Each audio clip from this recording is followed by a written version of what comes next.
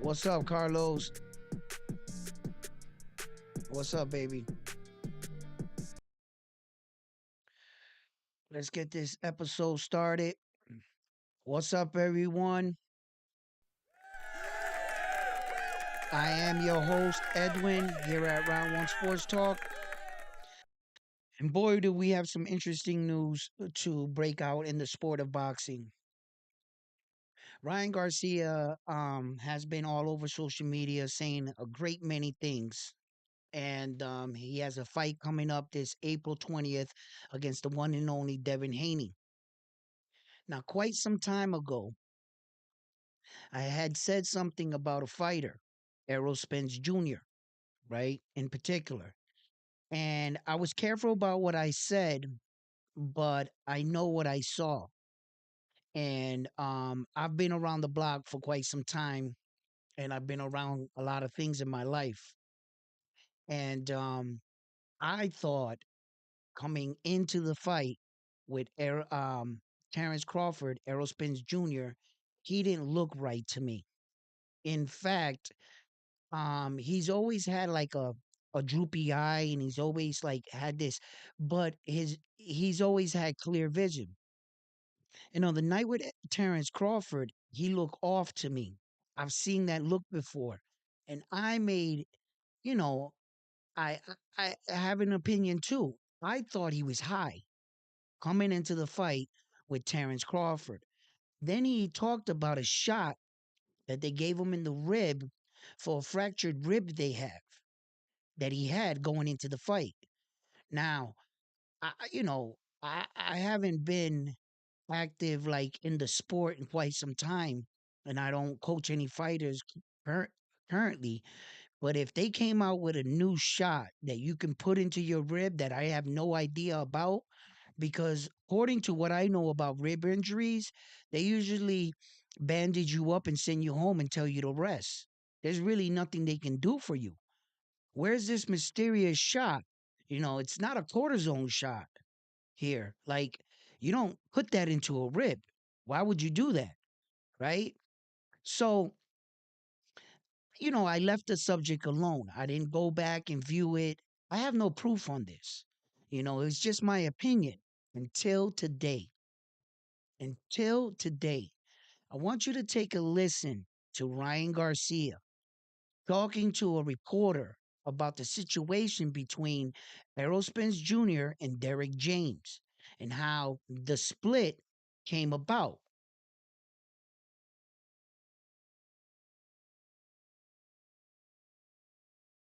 Check this out, though. Check this out, though. Check this out. I want you to hear this. I want you to hear this. Business. I mean, it wasn't Derek's fault what happened that night, man. Earl looked like he was Bro, Errol was high like as fuck. Errol was high as fuck. Did you hear? And then he he caught was like himself. he looked like he was high. Stop. The motherfucker can form a sentence.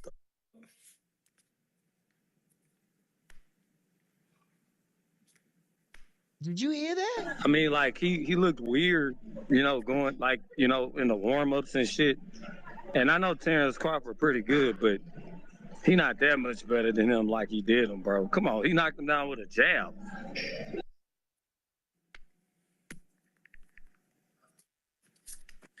Yeah, dude. Errol has been through a lot, bro. Pray for Errol. Prayers going up for her. Then You Ryan think stopped Rolly what he gonna was recover saying. from Did you that guys fight? catch on? Like he caught what he was saying.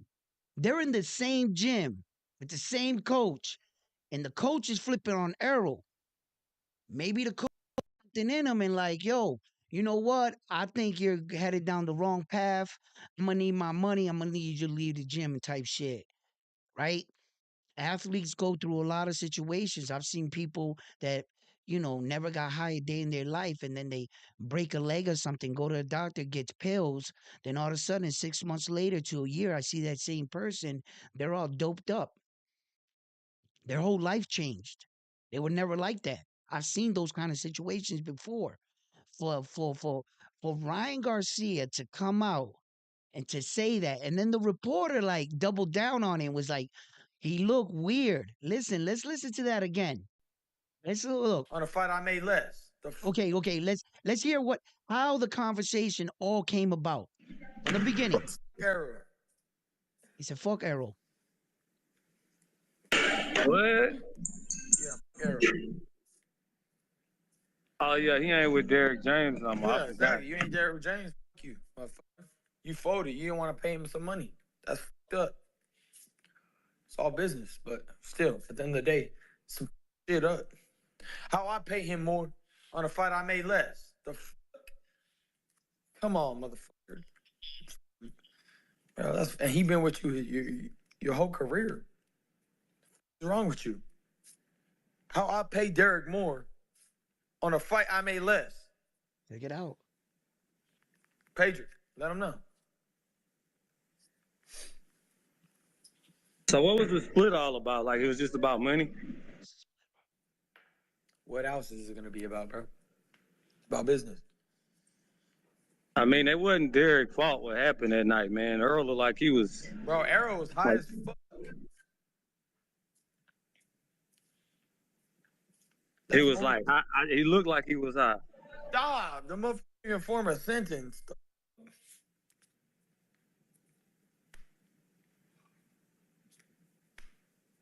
I mean, like he looked weird, going like in the warm ups and shit. And I know Terence Crawford pretty good, but he not that much better than him like he did him, bro. Come on, he knocked him down with a jab.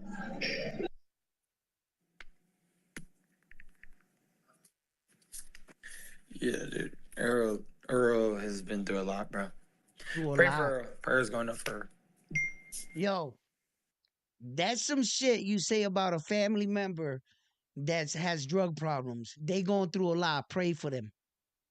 Ain't that what you say about some family or friend that just recently started doing drugs or whatever? And you're like, oh, they're going through a lot. Please pray for them.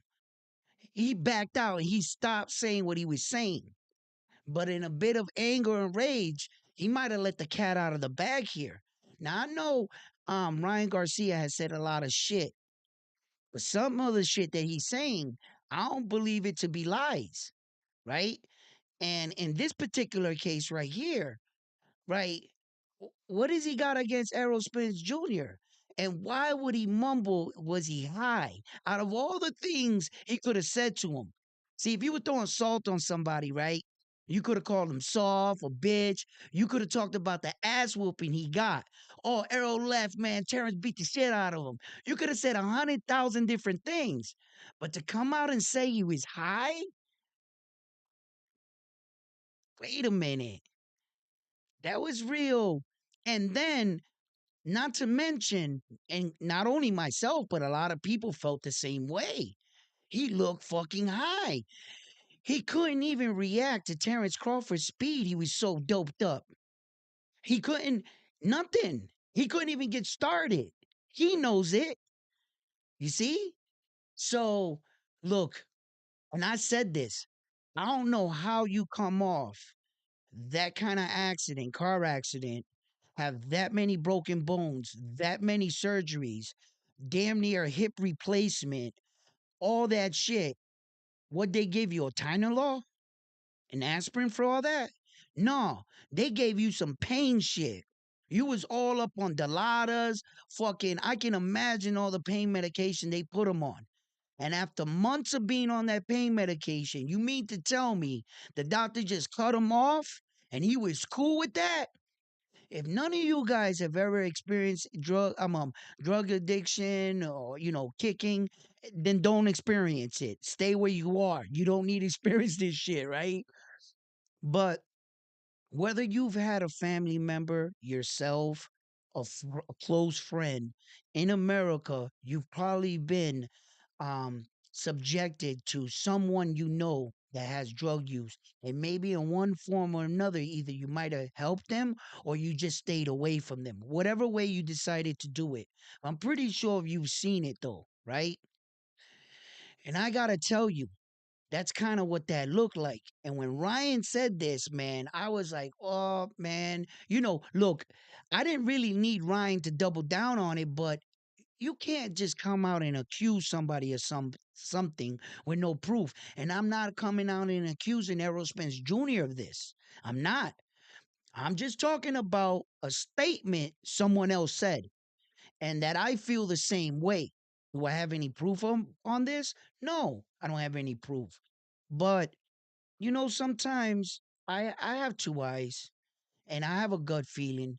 I could be wrong.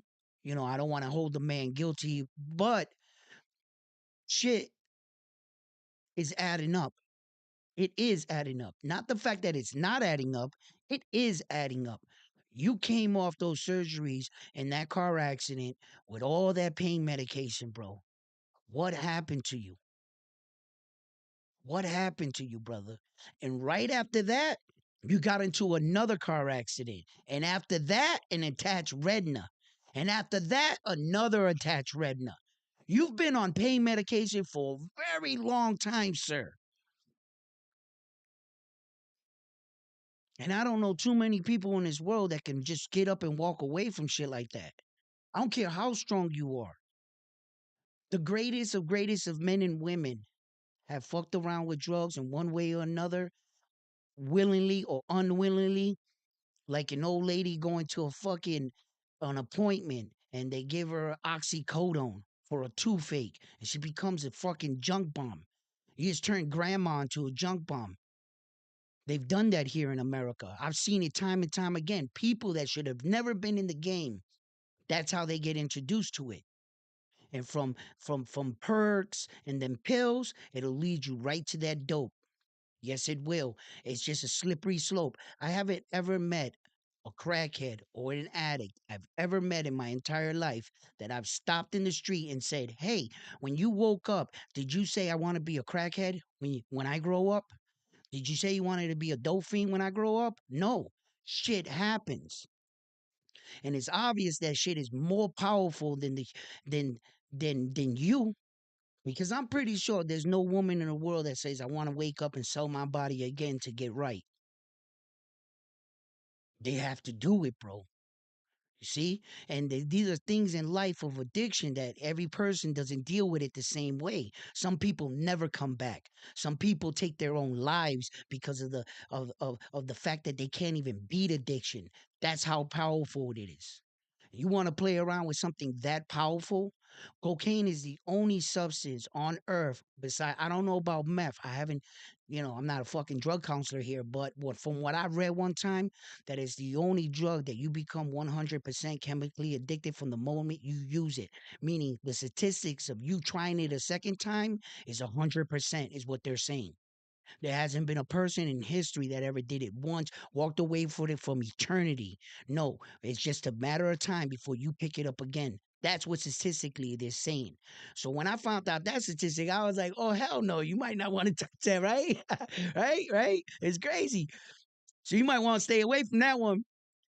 So Errol Spence Jr., I'm not sure where he is in his life. I saw him into the ring and challenge, um, the winner from Sebastian Fundora and Tim Tszyu.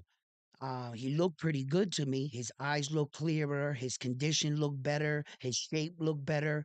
But I also do understand that I've seen this a lot of times when one of the homies in the neighborhood was always like right. He was always getting money, everything. And all of a sudden he slipped down that slope of addiction. He started getting right. A lot of people lose respect for him, right? And all of a sudden, people that never asked you for their money want their money because they always knew you was good for it. But now that you fucking up, they want their shit. Now everybody's starting to shit on you because they see you in different eyes. You see? And I'm wondering if that's what's happening with Errol Spence Jr. And did he get himself in a situation? You see what I'm saying? But look, where there's smoke, there's fire. And if more than one person is saying this about you and your inner circle is saying this about you, well, then there might be a situation here. You know what I mean?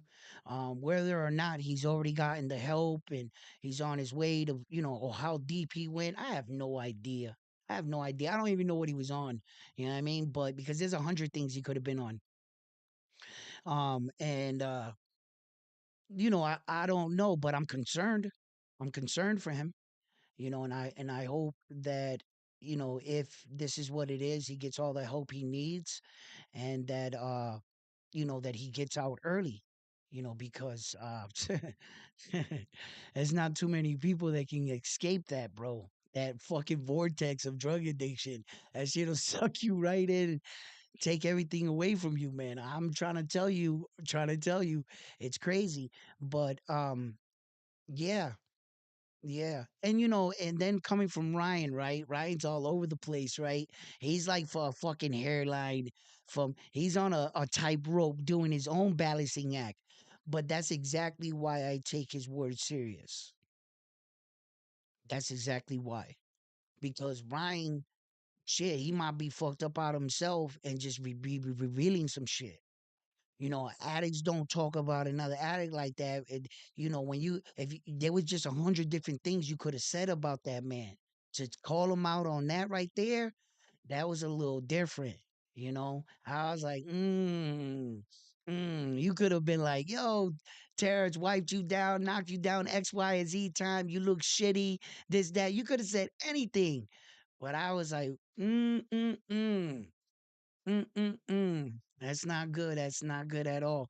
But Errol Spence Jr. seems like he is in talks and negotiation right now, but there isn't anything sketched in stone.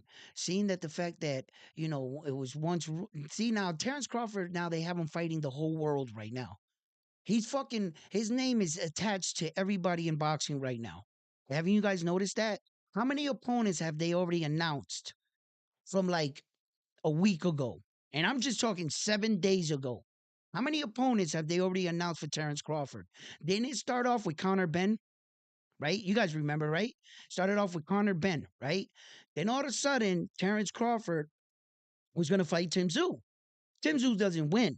Now all of a sudden, he's going to fight Sebastian Fundora. Sebastian Fundora is going to be sitting on the shelf until September. After that, he was rumored just 2 days ago he's going to fight Jerome Boots Ennis, right? It was all over social media, okay? And then today, today it's back to Tim Tszyu. It's back to Tim Tszyu. They're saying that now Terence Crawford is negotiating to fight just Tim Tszyu straight up. Yeah, it's crazy. Terence Crawford is fighting everyone. Yeah, right now. He's gonna fight everybody in one night. And they got his name. Oh, and Ryan Garcia came on saying he wanted some too. Right? What wasn't it yesterday? They got him everywhere. Oh, and then the Saudis also said they wanted him fighting the WBA, a newly acquired champion out in Saudi Arabia. That was another one of his fights. And this is just in 2 weeks. Who's he fighting? If all these guys that are saying, nope, this is the next Terence Crawford fight. Nope, this is the next turn. Bro, it's bullshit. You guys actually don't know who he's fighting, do you? Do you guys know anything? Like, yo, no, right?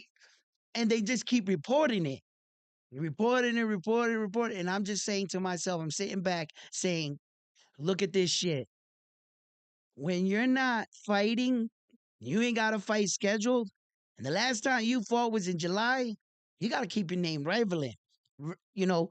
And I talked about this. A lot of times fighters attach their names to other fighters just to keep their name in the fans' memories, you know what I'm saying, as they go. You feel me? There was another guy that came to my chat, right? And I didn't get to catch because I was flowing and talking with all you guys that night, but I never caught it. And the guy made a comment. He says, Tank Davis is the face of boxing. That I don't know what I'm talking about because it's obvious that Tank Davis is the face of boxing, right? And that's cute. That's cute. Just because you say it and just because of what it seems like here isn't fact unless you do your homework, unless you're like really know about boxing and what's going on with every boxer and who's the biggest boxers. Well, then maybe you shouldn't talk. Maybe you should just be like, and take an opinion rather than coming back and commenting on some shit, right? And then just going to be completely destroyed by me, right? Because this is what's going to happen, right? Tank Davis is big. Yeah, he's big. He's big. He's big. I think he's probably one of the biggest stars and of all the American boxers. I believe he's bigger. Sells make more money than Tank Davis. I believe he makes more money than Devin Haney. Slightly over Devin Haney. I don't remember there ever being a boxer in United States currently right now that probably sells more gate and pay-per-view at the same time than Tank Davis. There's no American boxer that I'm aware of that's making that kind of money. Okay. So I say Tank Davis and the guy, this is where he gets it from, is the face of boxing. That's what he says, right? Okay. Here's the problem with that. If you, like I said, if you don't know anything about all the other boxers, you shouldn't say anything because this guy right here, Naoya Inoue, is destroying Tank's numbers over in Japan. He's not the Tank Davis is not the face of boxing in the entire world. No, he might be the face of boxing in America. Yes, and I can agree with you on that. But there's people across all the way over there that don't know who the hell Tank Davis is. They have no idea who Tank Davis is, and they've never seen a fight of his, ever.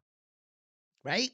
But this guy right here, the Japanese superstar, he can't walk outside of his gym. Tank Davis can. If Tank Davis right now, was to walk out in 42nd Street in Manhattan, he'd probably get a gathering about, I would like to believe, a couple hundred people. I would love to believe that. Might be a little less, maybe a little more, but that's it. Tank Davis cannot shut down New York City. He can freely walk around New York City from shop to shop shopping. He might have to sign a couple autographs because he's a fucking star now, okay? You know, people might come up and say what's up to him, but for the most part, Tank Davis is going to walk around New York City, which is probably the biggest city in America. That's why I use it, okay? This guy walks outside, it's not going to be a couple hundred people. It's going to be a couple thousand people. There's a difference, okay? There's no way he could shop in Japan. He would shut wherever he's at down. Like if he was on some Michael Jackson Beatles shit, like on some shit like that, like some Manny Pacquiao shit. Remember when Manny Pacquiao was so fucking big, people were crying every.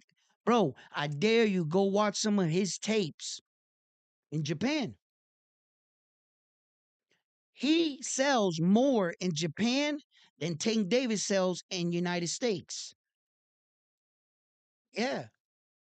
I wonder what his pay-per-view numbers are over there. Probably not so much. I'm not sure. I don't know. I don't know. I don't know. But I tell you what, he's way bigger than Tank Davis. Huge. And according to that side of the world, he's the face of boxing. Yep. Yep. So as far as you living in America and being like, okay, Tank's the American, I'm in agreement with that. Yeah, I'm in agreement. Yeah, Tank's the face of boxing in America. Yeah, not globally. He ain't on no shit like that. Where that Saul Canelo Alvarez was on some shit like that. See, I don't think Tank even passed Saul in like global wide status. You could almost have put Saul anywhere on the planet, he would have sold out. You do realize Tank Davis hasn't fought anywhere else but America. And there's a reason for that. He ain't gonna sell like that out there. They don't know who the fuck he is. He's selling here. Saul Canelo Alvarez was different, you know? And I gotta tell you like it is. You know, Saul was he was packing in fucking soccer stadiums, bro. That's fucking ridiculous. Tank ain't never did no shit like that. He never sat outside in a fucking NFL fucking arena and they put the arena in the middle and they filled for a boxing match. He ain't never did no Anthony Joshua shit. Tank Davis. You ever see the crowds that Anthony Joshua out there in the UK makes? and like them big Wembley state. Tank ain't never did no shit like that. So when you're saying, he's a face of boxing, just because you say it doesn't make it so. I don't care how many times you say it. That's your opinion. I'm just going on facts. I gotta go on reality. Reality's a motherfucker. Your opinion, everyone has an opinion. Opinions are like assholes. Everyone has one. Your opinion don't mean anything. It's what's selling. And what's selling right now and who's big right now in the sport of boxing, it depends where you are. Because Tyson Fury does pretty fucking good out there in the UK. And he's the Gypsy King. He's talking about $200 million his fights now. Like ridiculous. He's probably gonna get that $1 billion. So if Tyson Fury's gonna fight for 200 million his next fight, and Tank Davis is still fighting for what is it, 6 million a fight? I mean, Tank Davis, the most he ever made in a fight, what was it, 5 million in one fight? That's the most money he's ever made. And I don't know what his pay per view numbers are because I know that that's where he gets his big money from. So the purse that Tank Davis gets to get the fight, that's chump change compared to his pay per view money. And I know that. I know that. I know Tank probably pulled like 30 million in pay per view sales in one fight. He probably did. He might have pulled more. Tank's a big sailor when it comes to pay per view. I can tell you that much. So he is making money. Tank's making money, but and that's why Fury and all these other fighters, sometimes when they don't pay on pay per view, that purse money is all they money. So they want the biggest purse because they know they ain't getting pay per view. But Tank can take the lowest purse and get all that pay per view money, and he's gonna beat them out in money. But now Tyson Fury, he gets money. He gets big money. So I'm not really sure what's all in these guys' pockets, right? But I can tell you one thing from observation. Tank Davis and Devin Haney shop in the same places. They eat in the same restaurants. They buy the same houses and they buy the same cars, meaning they're in the same spending bracket. Yeah. And if Devin Haney ain't making that kind of money, then Javante is right there next to him. They're in the same neighborhood. It's not like Javante Tank Davis is living with fucking up there with Floyd Mayweather. No, he can't afford to live up there. You see what I'm saying? I'm not saying he's broke, but he's on this level, Papa. You see what I'm saying? My man is going on a different trajectory. Yeah, it's gonna get stupid in a second. You'll see. You'll see. I dare you to go check out some of his highlights, how they mob him. Not a couple hundred people, bro. Nah. Tank Davis can walk anywhere in the United States of America. He'll get mobbed by some people. Yeah, 30, 40, 50 people. Hey, Tank, how you doing? You know how we Americans are. We're used to seeing celebrities walk around in New York. It ain't no big thing. You'll see anybody walking around shopping in New York at any given time. Just let them go about their day. That's how it is. The only people that go crazy sometimes is the out of towners that are not used to seeing them. But on any given day, you'll see any celebrity in New York fucking having a coffee, eating a Danish. That's every fucking day, bro. It's nothing big. It ain't nothing big. And if I was to see Tank Davis, why, hey yo, what up, Tank? It ain't gonna be anything like that. He's different. It's different, bro. Trying to tell you. So, do I think that Tank's the face of boxing? He might be the face for a certain group of people. Maybe the brothers. Maybe the brothers is the ones that consider him the face of boxing. Perhaps. I don't know. Maybe. Or maybe it's because he's your favorite fighter. Maybe you consider him the face of boxing. I don't know. But reality is, nah, we're in a good time in boxing right now. And the truth is, there are a lot of big guys, a lot of big names. Saul really technically hasn't given up the torch to Tank. He's still fucking gripping that torch for the face of boxing right now. So Canelo Alvarez, even though his lackluster performances, he's kind of sort of still the face in a way. Saul, he's like the global guy. Saul's bigger globally than Tank. Yeah, he is. Yeah, he is. So Devin's not on that status neither, and neither is Terence Crawford. Even though Terence Crawford's the best fighter out of all of them, Terence Crawford's hands down is the best fighter out of all of them. But he's not the most famous, and he's not the most revered or the most loved. No, he's not for some reason, right? It's true what they say. Sometimes you got to have that it factor about you. And really, I can't explain why some guys turn into Jake Paul and some guys with real skill. I can't explain to you, because if we were talking about skill, we would be having a different conversation. But as for the face of boxing, I couldn't give that to Tank. There's just no way. There's just no way. You're mixing up the revenue with the face. You're mixing up how much he makes with the face of boxing. That's that's not how it is. It's whoever the people love for whatever reason. I've seen guys that make less money and the people just love them. They consider them the people's fighter and they fucking elevated that fighter for whatever reason. Why it happens sometimes, I don't know.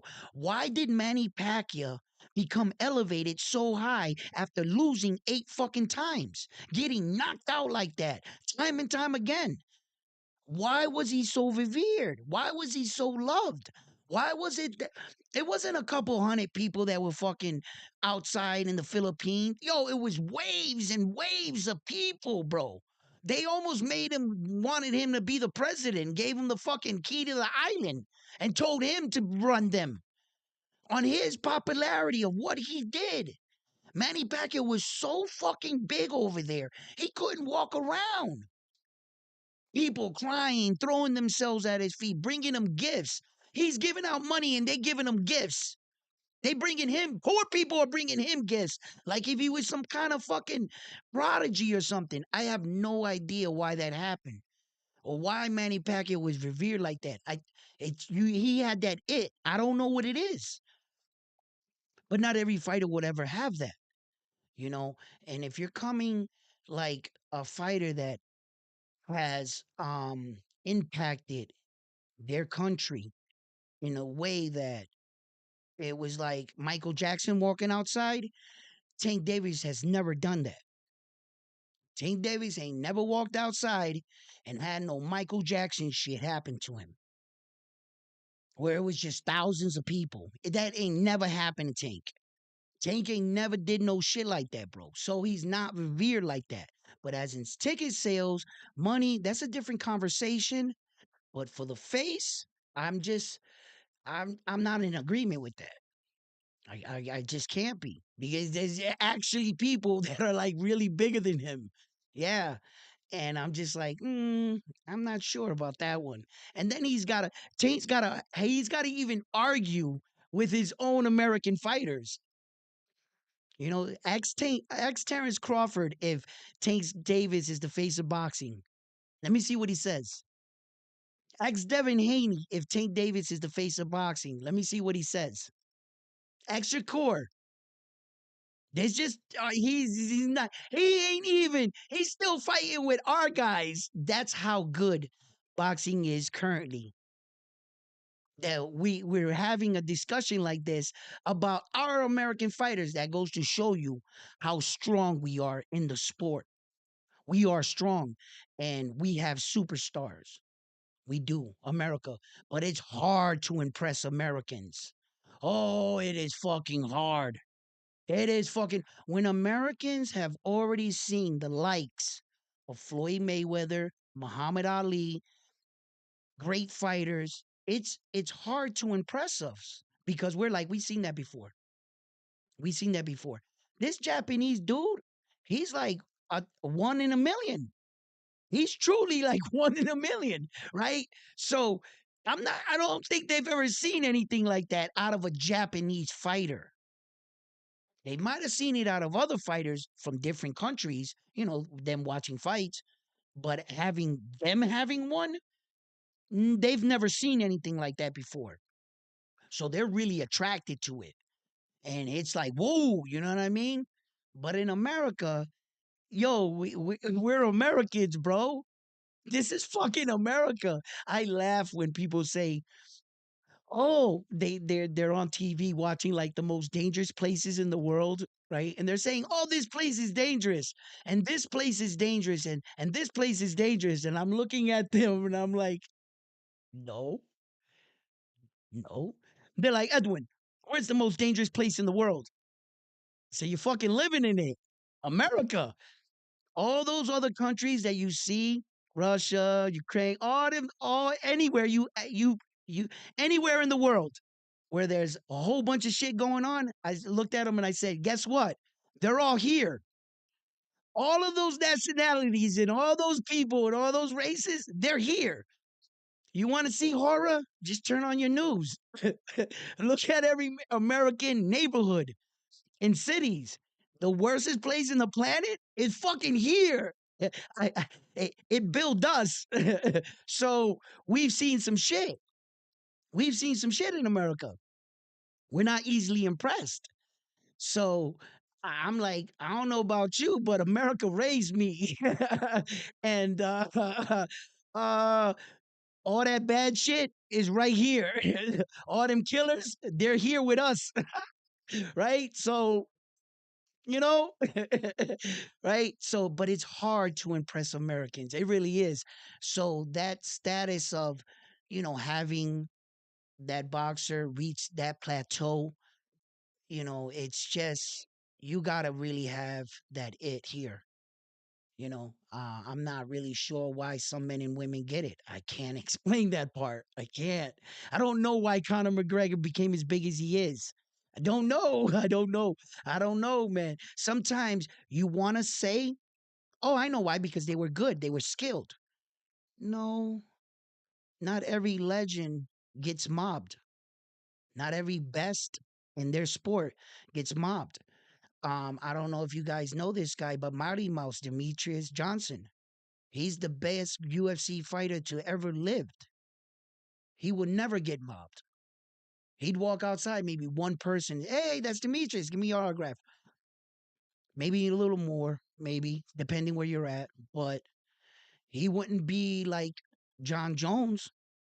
Why does John Jones get all the credibility and he's out for so long and this and that? And here comes Mighty Mouse, gets no love. And he is the best UFC fighter I have ever seen in my life. Hands down. Skill for skill, he's the best fighter in the fucking world, bro. He has the most title defenses, the most title rings, and the UFC cut him. Let him go because he didn't sell tickets. Dig that. He's the greatest fighter on the planet, and he didn't fill arenas. I don't know why people fucking attract to Jake Paul. We have no fucking clue. And here goes a man, Demetrius Johnson is probably one of the most talented men I've ever seen fight and combat. He'd fucking rip Jake Paul's head off like that, and he's way smaller, and my money would be on him, hands down, right? But this guy seems to make, I don't know, I can't explain those kind of things. But as far as the conversation, who is the face of boxing, like I said in my beginning of my last video, that is entirely up to you. You are the fan. You are paying your hard earned money for your tickets, and you are the ones that are paying for your pay per view. It's whoever you like. And how many of you click that button or tune in or fill those seats? That's who you're the face of boxing to you is. And you have the right to your opinion. If you believe Tank Davis is the face of boxing, have at it. He is the face of boxing for you. But just don't push your view onto others and try to convince them that that's so. No, because people have the right to pick who they like. And you can't just shove it down their throat and say, no, not Devin Haney, it's Tank Davis. No, well, if he likes Devin and he likes Tank, I guess it's up to the viewer. You're spending your money. For me, for me, you know who the face of boxing is? Every man and woman that dares to put on a set of gloves and step in that ring and take a chance of being knocked out in front of their friends and loved ones is the face of boxing for me. That's who the face of boxing is. Every person that's actually in there, not sitting on their couch, not giving opinions, but daring to try to go for it. That's the face of boxing for me.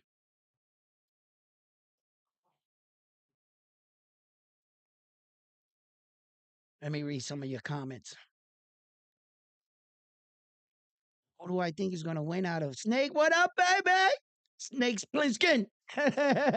Yo, is it clear? I got Devin. I got Devin.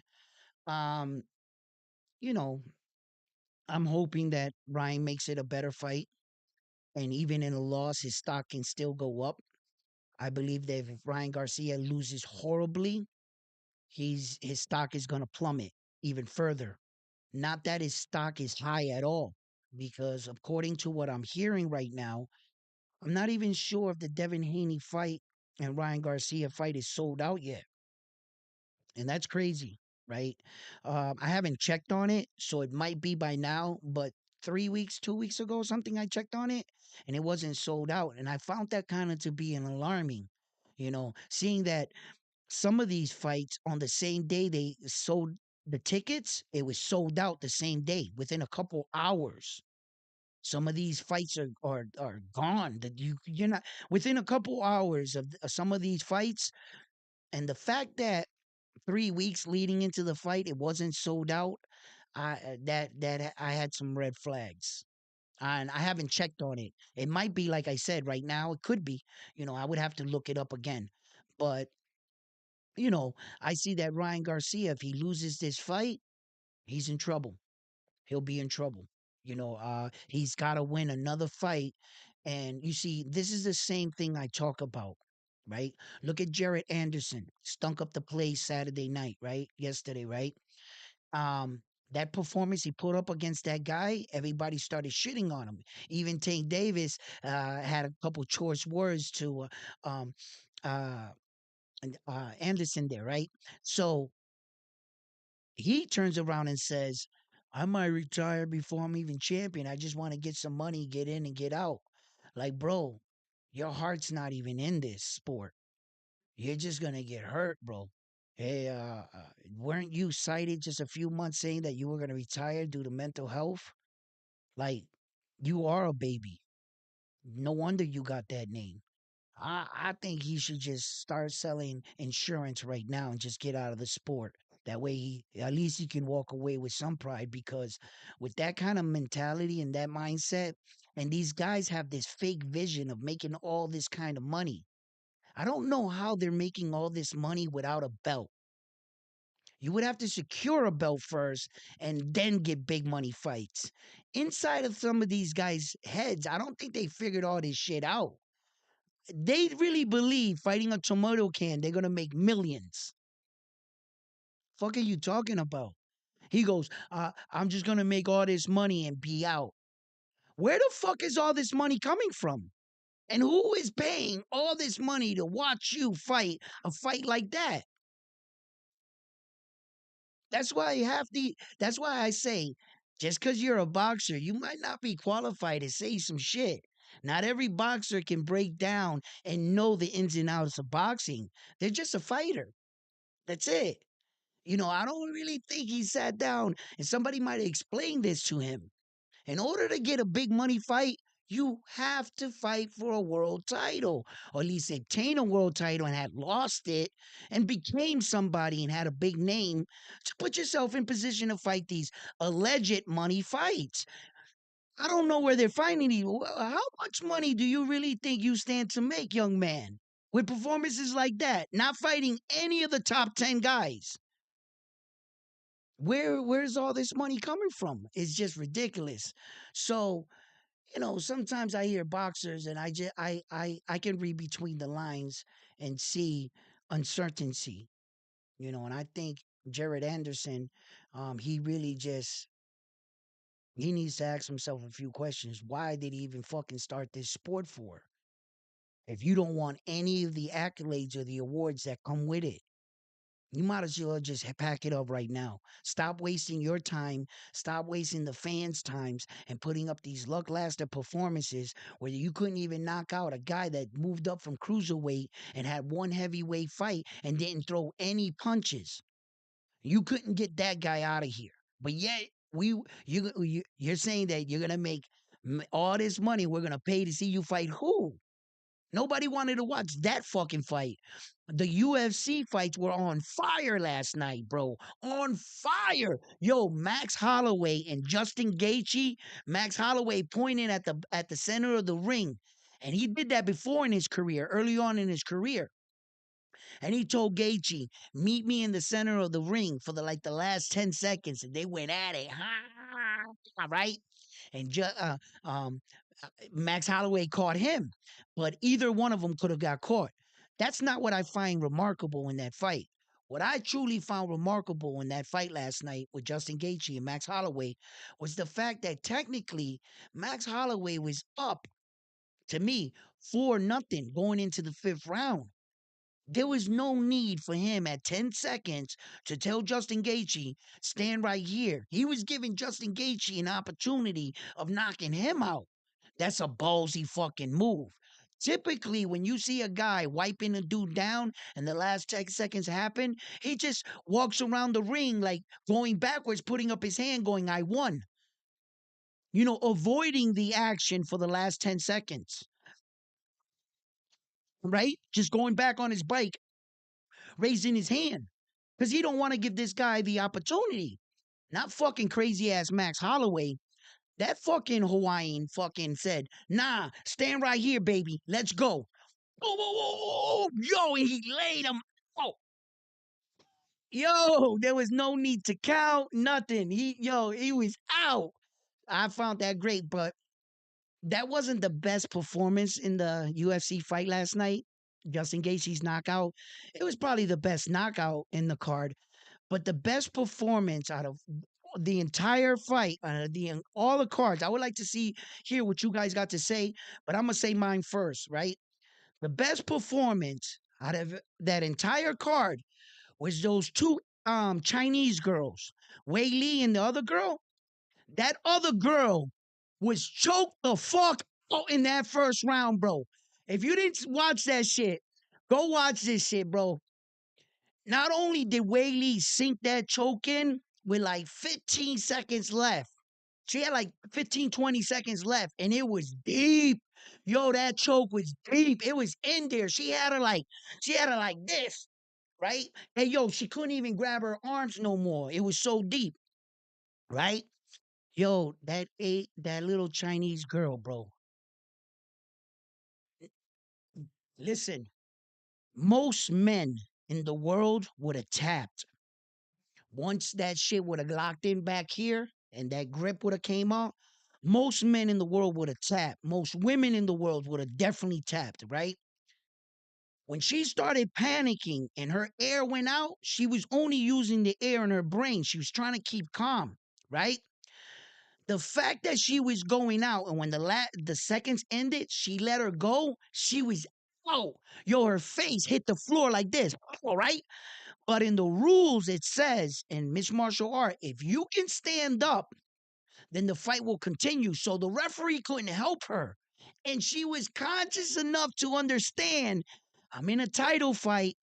Got out of she's half out of it. Like she don't even know where she's at. And her training was so fucking good that she stood up, right? And she was wobbling. She was like this. Yo, the corner king grabbed her. They were throwing ice on her. What? She didn't know where she was. And you're not going to know where you are, right? I seen guys get knocked out and they thought the fight was starting. You lose a moment in time. You don't know what's going on. The fact that her fucking body was so conditioned to fucking fight, yo, her body stood her up. Like, nigga, I'm a G. I ain't quitting. She was out, bro. Out. Then she comes out in the second round. Wei Li has her in another compromising situation. I'm like, man, Wei Li's beating the shit out of this other girl. It's basically over. Nah, Lee's arms, well, from doing them headlocks, blood goes in them, and they become like jelly. And you don't got no speed, right? The girl got patient. Yo, drops her. I was like, yo, and then she drops her again. Yo, talk about a comeback. She came back in the fight.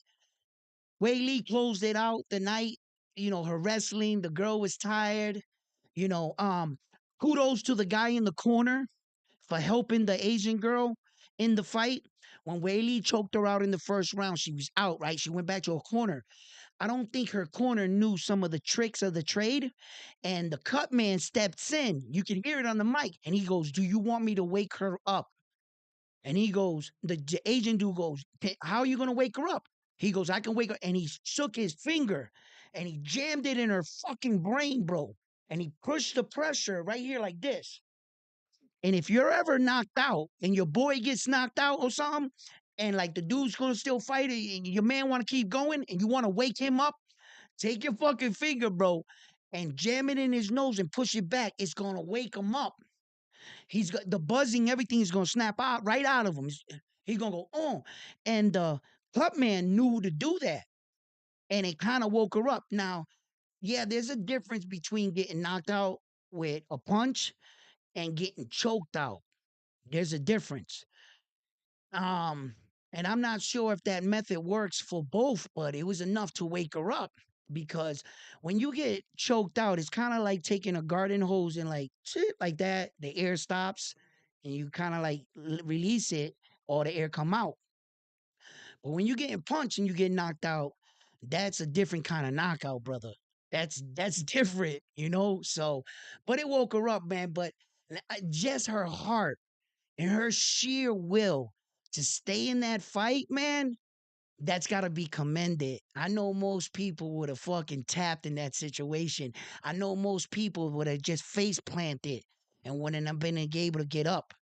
I know, yo, like, yo, the way she did that, yo, that so much impressed me. I was fucking shocked, man. I was because the level that it takes for you to do that and have your wits about you. Like she was in a title fight, and yo, it was crazy. Shit like that, that shit in between the fights, actually, not sometimes the fight itself, that you can really determine where a person's heart's at. What they made of, what they built. That girl was meant to fight. She's not a quitter. She ain't she ain't gonna get hit with a body shot and go down like a Ryan Garcia and quit. Nah, nah. That's a level and a fighter that you can't, there's no way you finding that out until you see a fighter in that situation.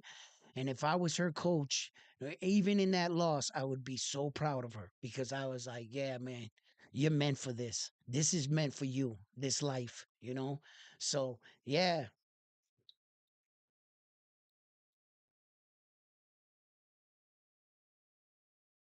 Yo, my son said the same shit to me. He said, "I respectfully disagree, Dad. That Alex knockout was better, right?" And he goes, because the referee went to cut in, and he said, "No, no, no, no, no, no, get out the way." And he laid him. Yo, my son did not stop laughing. That knockout, that Alex Pereira knocked out Hill. Yo, my son is like, yo, that was the best fucking knockout in the world. Yo, he pushed the referee out the way, wait, boop, right? And he fucking loved it. And here we go again. My son, he's young, right? He's in his 20s, right? But to me, he's still young, right? And I go, look at you. I'm an American. I'm not that easily impressed. I've seen knockouts like that before. I've seen shit like that before a lot of times. Sometimes what impresses me are rare moments like that choke. Not yo, and I'm trying to tell you, not everybody. How many men got into chokes? Oh, tap. You see those special guys that fucking beat red, purple, still spinning in the fucking hole. And they're like, how is he doing that? And they're like, trying to choke him out. Like, that is, oh, yo, bro, the fight was supposed to be over. You were caught. It was a done deal. It was over with. It was like kind of like Alex the Great there, right? When he fought against that jujitsu kid with the braids, that he's like they call him like a fucking the locksmith or some shit because once he gets you in that fucking lock, it was over. Bro, he put Alex not in one but two compromising situations in that fight where I saw the top of his head get beat red. It looked like it was gonna blow up, right? And he slid out of that shit. And I was like, oh shit, that Alex dude is built for this. He built for this shit. Ortega grabbed him and was choking. I thought it was over when Ortega got Alex. And man, that's what impresses me. When that's it. Like say like you get dropped and like you're like, oh, it's over. And all of a sudden you just hop right up and the referee lets it keep going. And all of a sudden you throw a punch and knock the dude out. That impresses me. That impresses me because you don't see shit like that every day. I done seen 100 knockouts. So my son, he's he's easily impressed by the Alex knockout, where that I'm like, yeah, it was nice, but I've seen a lot of knockouts. I like to see shit that you had to overcome. In a situation where it was dire. You thought that it was over with. The fight was done with. This guy got dropped what's his name? Frankie Edgar. Frankie Edgar in that first round with that dude. Frankie Edgar got dropped like 3 fucking times in that fight, bro. Yo, he was just rocking Frankie Edgar. Oh, yo, he actually did a flip in the ring and rolled like this in the ring from one of the punches. Yo, Frankie Edgar was out on his feet that entire round, just getting bashed. Boop, boop, boop, boop, boop. Watching him come back in that fight and win the fight, that was fucking legendary for me, bro. That's the kind of shit that impresses me, you know? Yeah. But I respect it. My son loved that shit. He's like, yo, Alex, it's crazy. It was crazy, to each his own. It's whatever you like. I told my son, I was like, you ain't wrong. That was a fucking great knockout. You're not wrong. You know what I mean? If that's what you like, that's what you like. I like other things, and at first I loved the knockout, but I got past that. You know what I mean?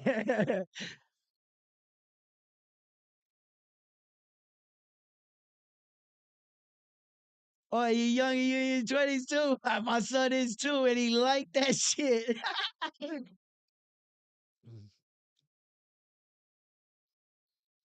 Carlos Rivera, he's still the most dangerous all day. All day. He had a bad night in the office. This other guy was a little bit faster with him. The other guy it was creative and crafty. You know what I'm saying? Oliveira had his arm trapped, right? Yo, the dude slid his arm underneath, grabbed Oliveira's neck, pushed it, and got his arm out. I was like, yo, that's some crafty shit right there, right? He seemed to have an answer for Oliveira and everything Oliveira was doing on that night. Yeah. But Oliveira's always been that type of guy. He loses those kinds of fights for some reason. That's been out throughout his career. It took him almost 10, 12 years to get finally win a belt. Everybody was saying, yeah, you're a legend in the sport. You're an OG in the sport, but you've never won a world title until he finally won a world title. Once Oliveira won a world title, they said he had no chin. He couldn't take a punch. And then Justin Gaethje cracks him and fucking what's his name? The dude that beat up Poirier, was beating on him, and he rise from the occasion and came back in those fights. And the one with Chandler, with the first fight for the belt, Chandler dropped Oliveira in that fight. Oliveira kept his composure, came back, and hit Chandler with the second round when it came out, it looked like Chandler was winning the fight in the first round, but he gassed out. He shot his load. Oliveira saw that and captivated on the moment. So yeah. Oliveira, he's a great fighter. He's still up there. Oliveira is one of those kind of fighters that'll lose to this guy and end up beating the best guy. He's on some shit like that. You can never count him out. Never. He's still fucking dangerous. Yeah, Oliveira's way dangerous to fucking think you could just count him out. Mm-mm. He's a fucking great fighter. Yeah. So like, in other news in boxing and shit, right? You got this guy's card coming up. We were talking about it. Just in May alone, all the fights we have in May, and I only went to May 18th. We also got fights May 25th. We got fights May 29th, still in May. And there's some big fights. I'm not sure if you guys are familiar with some of the fights. This is guy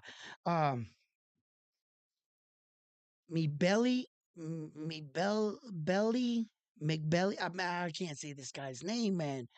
Me Mel Bill Mel Billy, something like that. He's an undefeated fighter. He's pretty good. And he's fighting the 29th. I was gonna check him out because, you know, um um Efa Ajaba looked good, but he still looks like he needs a lot of work in the heavyweight. And I wouldn't put F.A. Ajaba with that kind of performance up against like a Tyson Fury just yet, or even an Alexander Usyk. He's a big specimen of a man and everything, but I don't think he's ready. The guy that he fought last night, he won by a split decision. So it shows that he's not ready just yet. And everybody were really hyped on him when he was coming out, knocking out all these other guys. But as you can see, as you step up in your level of competition, shit's gonna get tougher for you. And I was gonna like to say that I would have liked to see F.A. Ajaba against Anderson there. But we'll see for the future, even if this guy fucking's heart's still in it. But Saul Canelo Alvarez will be leading the May with May 4th. You know, um Look, Jaime Munguia got a shot. He's got a shot at this. Jaime Munguia is our hope. He's the only thing we got to fucking finally dethrone Saul Canelo Alvarez. That's all we have. The only way that I feel that these belts will kind of like maybe get scattered or something, it's what's going to happen. If Jaime Munguia gets the belts, right, they're going to start stripping Jaime Munguia the fastest you've ever seen. Yeah. Once he even hints that he doesn't want to fight this guy or that side, he ain't going to have that Saul Canelo Alvarez blanket. They're going to do him like they did Terence Crawford, like the IBF started stripping him, like they did Jamel Charlo. Jamel Charlo woke up one day and he was beltless. He ain't had no more belts. He ain't lose them. They stripped him of all the belts. Yeah. And Jaime Munguia, I guarantee you, just like Josh Taylor, they stripped Josh Taylor of all his belts except one. A lot of these guys, it's hard to please the masses when you have all four belts. You have four sanctioning bodies telling you you got four mandatories, and it seems like they don't give a fuck if like you had a fight scheduled with their number one guy. They're like, who told you to schedule that fight if we were first in line? Stripped. So you gotta go to the major sanctioning bodies and make sure who's first in line, who you pleasing. Because just because it says mandatory, you say, yeah, I'll fight the mandatory of the WBO. The WBC walks into the room. Once you already signed the paper and agreed to it, you can't pull out the fight, right? They come in and say, yeah, well, they weren't first. We were. And we feel like you didn't fight our mandatory. Give us our belt. Stripped. Yeah, it's fucking hard to maintain to four belts. But if you're raking in that kind of money like Saul Canelo Alvarez, pay per view gates, you're selling out arenas like he once was, uh, then you're the face of boxing, and they are not gonna fuck with you. Mm-mm. Why take your belt away from you when you're bringing in the most money? See, every boxer at the end of the day pays the same percentage for every major world title, but it's all based on how much money you make. Whether every boxer pays 13% of their purse, 10, 6, whatever it is, whatever the number is, every world champion is basically going to play the same percentage, roughly. And it's all based on how much money you make. So if you're not making millions and millions of dollars, then you're not paying that kind of money to the sanctioning bodies. See? So Saul, like for instance, Devin Haney paid for the four belts he won in Australia against George Camboza. In sanctioning fees alone, it was rumored that he paid $250,000 and for sanctioning fees for all four belts. Now that's total. Whatever the amount of organization, every time they put you to fight, you got to pay their belt, their organization, for them giving you the world stage and providing their world title. You might have the world title during the moment in time, but that is not your world title. As soon as you retire, a next man will come to claim that title in their organization. That belt stays right there. You only have the opportunity to win it for a certain period of time while you're in the sport. You see? So you pay sanctioning fees to these guys. Yeah. So, I can imagine what Saul Canelo Alvarez sanctioning fees look like. Yeah, they're probably up there. He's probably paying millions of dollars to these people, but he's raking in 35, million, 20 million here and there. For the fight, he'll get this much pay-per-view.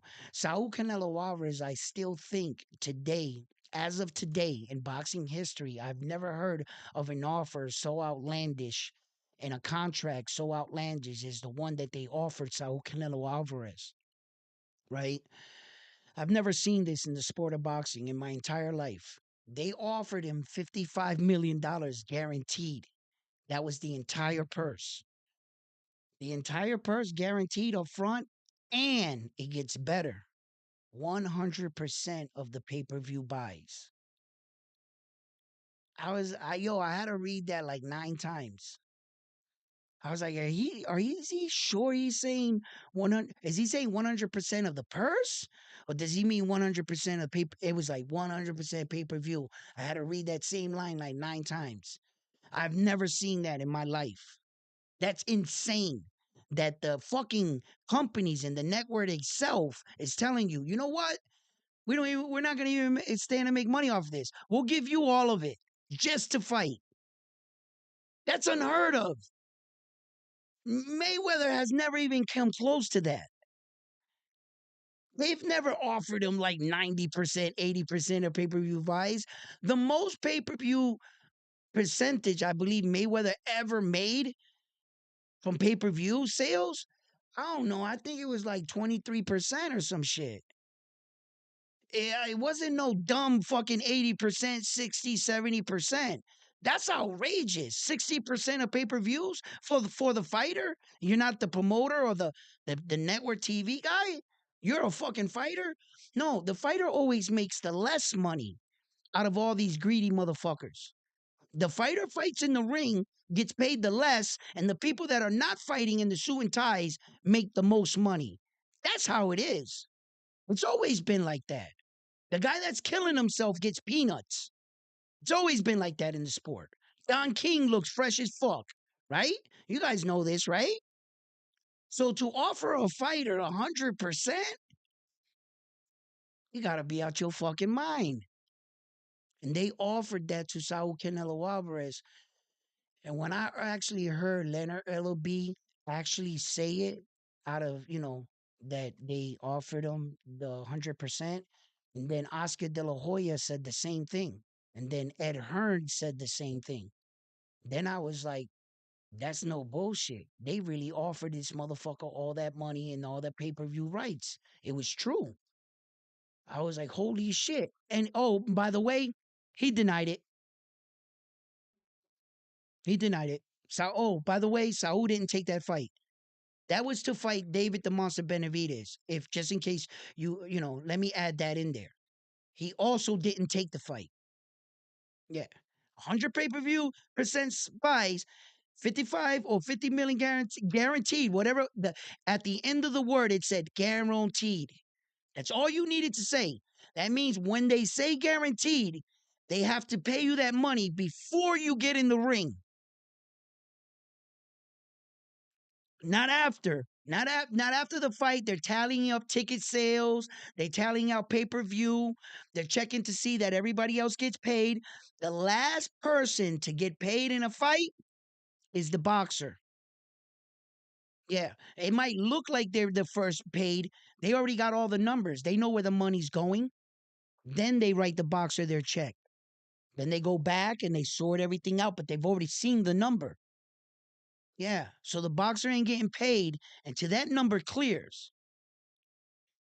There has been situations where boxers were told they were getting this much money, and because of the sales of the tickets, and they didn't stand to make that kind of money. Just because they say they're paying you 2 point something million dollars, and if there's no guarantee on it, you might not make that money. You stand to make that money. That's contract shit, bro. That's real contract shit right there. You see? So, yeah. So, and he didn't take the fucking fight. He didn't take the fight. I've never heard of a contract like that, bro. That's just fucking ridiculous. That's how bad the world wants to see Saul Canelo Alvarez against David the Monster Benavidez. And I have a feeling that we may get that fight, but it's gonna be 5, 6, 7 years too late. And the excuse is gonna be Saul Canelo Alvarez is older. And ironically, he's not that much older than David the Monster Benavidez. I remind you, Saul Canelo Alvarez currently is only 33 years old. He's might have been in boxing for a very long time. If you've heard his name for fucking a long time, it's just that he entered boxing very, very young, and he's fought all the top guys a lot of in his early part of his career. Fighting Floyd Mayweather really did something for his career, and I'm pretty sure at the time Mayweather was willing to pass him the torch, still whooping his ass but giving him the nod that he's the next superstar, and Mayweather did just that, and his career took off and he's never looked back. I bet you Mayweather kind of regrets that now, right? Because Mayweather's like, nah, Saul's not the best, no more. He has a couple good guys coming up himself right now with Camille Moen. They got a good one right there in that kid. And I can't wait to see more of him. He had a impressive win his last fight. He got some good work in. He was tested, so I like to see shit like that and see where the durability of the fighter, so yeah.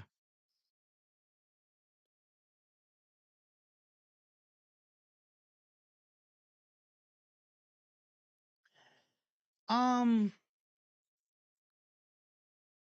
I have to look that up about him dropping the IBF title for Saul Canelo Alvarez. Um, Saul Canelo Alvarez, he is what I would say the people's champion. Um, he was just a little guy, a little Mexican dude, redheaded guy. He was an underdog in a lot. He looked like the guy uh, that got picked on in school, kind of. And the guy that got picked on in school was fucking kicking ass. And I can see where a lot of people caught on to him. He has charisma. Saul Canelo Alvarez, very, very suddenly do you see him laugh. And he's always about business. Um, he beat the fights and won the fights we thought he was going to lose in the beginning of his career. And rapidly, he started making his descent up into the sport of boxing. But um, because I'm the type of man that I've been behind the scenes in boxing, and I know a little bit about the ins and outs, and I know what to look for when I'm watching something. And I also recognize that Saul Canelo Alvarez, there were a lot of situations in his career that he had a lot of help from some of these promotional companies and the sanctioning bodies. These are the men and women that have the last say in boxing. They are like the boxing gods, so to speak. And without them and their approval in boxing, you're not going to go too far. You're going to need the approval of a lot of these entities to back you. You will. Some of these sanctioning bodies already have their eyes on other fighters. All the sanctioning bodies played ball with Saul Canelo Alvarez and his team at the time. They saw the commodity that he was and the star status that he was building, and they quickly all jumped on board. They started giving him fucking fights for vacant world titles when that's illegal to do in his situation. You cannot be a current champion in boxing and fight for a vacant world title. That's against the rules in boxing. Somehow, some way, Saul Canelo Alvarez was granted that. Fighters like Lomachenko were granted these opportunities to fight for vacant world championships while entering that fight. They were currently a world champion. That's unfair. How the fuck can a champion fight for a vacant world title, bro? You gotta give the opportunity to other people. You're already a champion. You're already a champion. Someone else needs an opportunity at that belt. They win the belt. Now fight them for the belt. No. Saul Canelo Alvarez is the king for fighting for vacant belts. You want to look up Saul Canelo Alvarez's record right now? Go to boxing records. Go to Google and Google boxing records. It's going to give you the records of every boxer currently in the world today and past boxers. Whatever you want to look up, go to boxing records and type in Saul Canelo Alvarez, right? Click on his shit. It has a list of every fight he's ever been in, all the belts he's fought for, and why he fought for those belts. They tell you the referees, the judges, the night of the fight, the venue. It tells you everything you need to know, right? It's going to say right in the bottom where it has the belt, it's going to tell you the status of the belt, what they fought, whether that guy had the belt or he had the belt or the belt was currently vacant. While you watch Saul Canelo Alvarez's boxing record, you're gonna notice a recurring theme: vacant belt, vacant belt, vacant belt, You're gonna start to notice, and a picture is gonna start to present itself clearly in your face, in your head.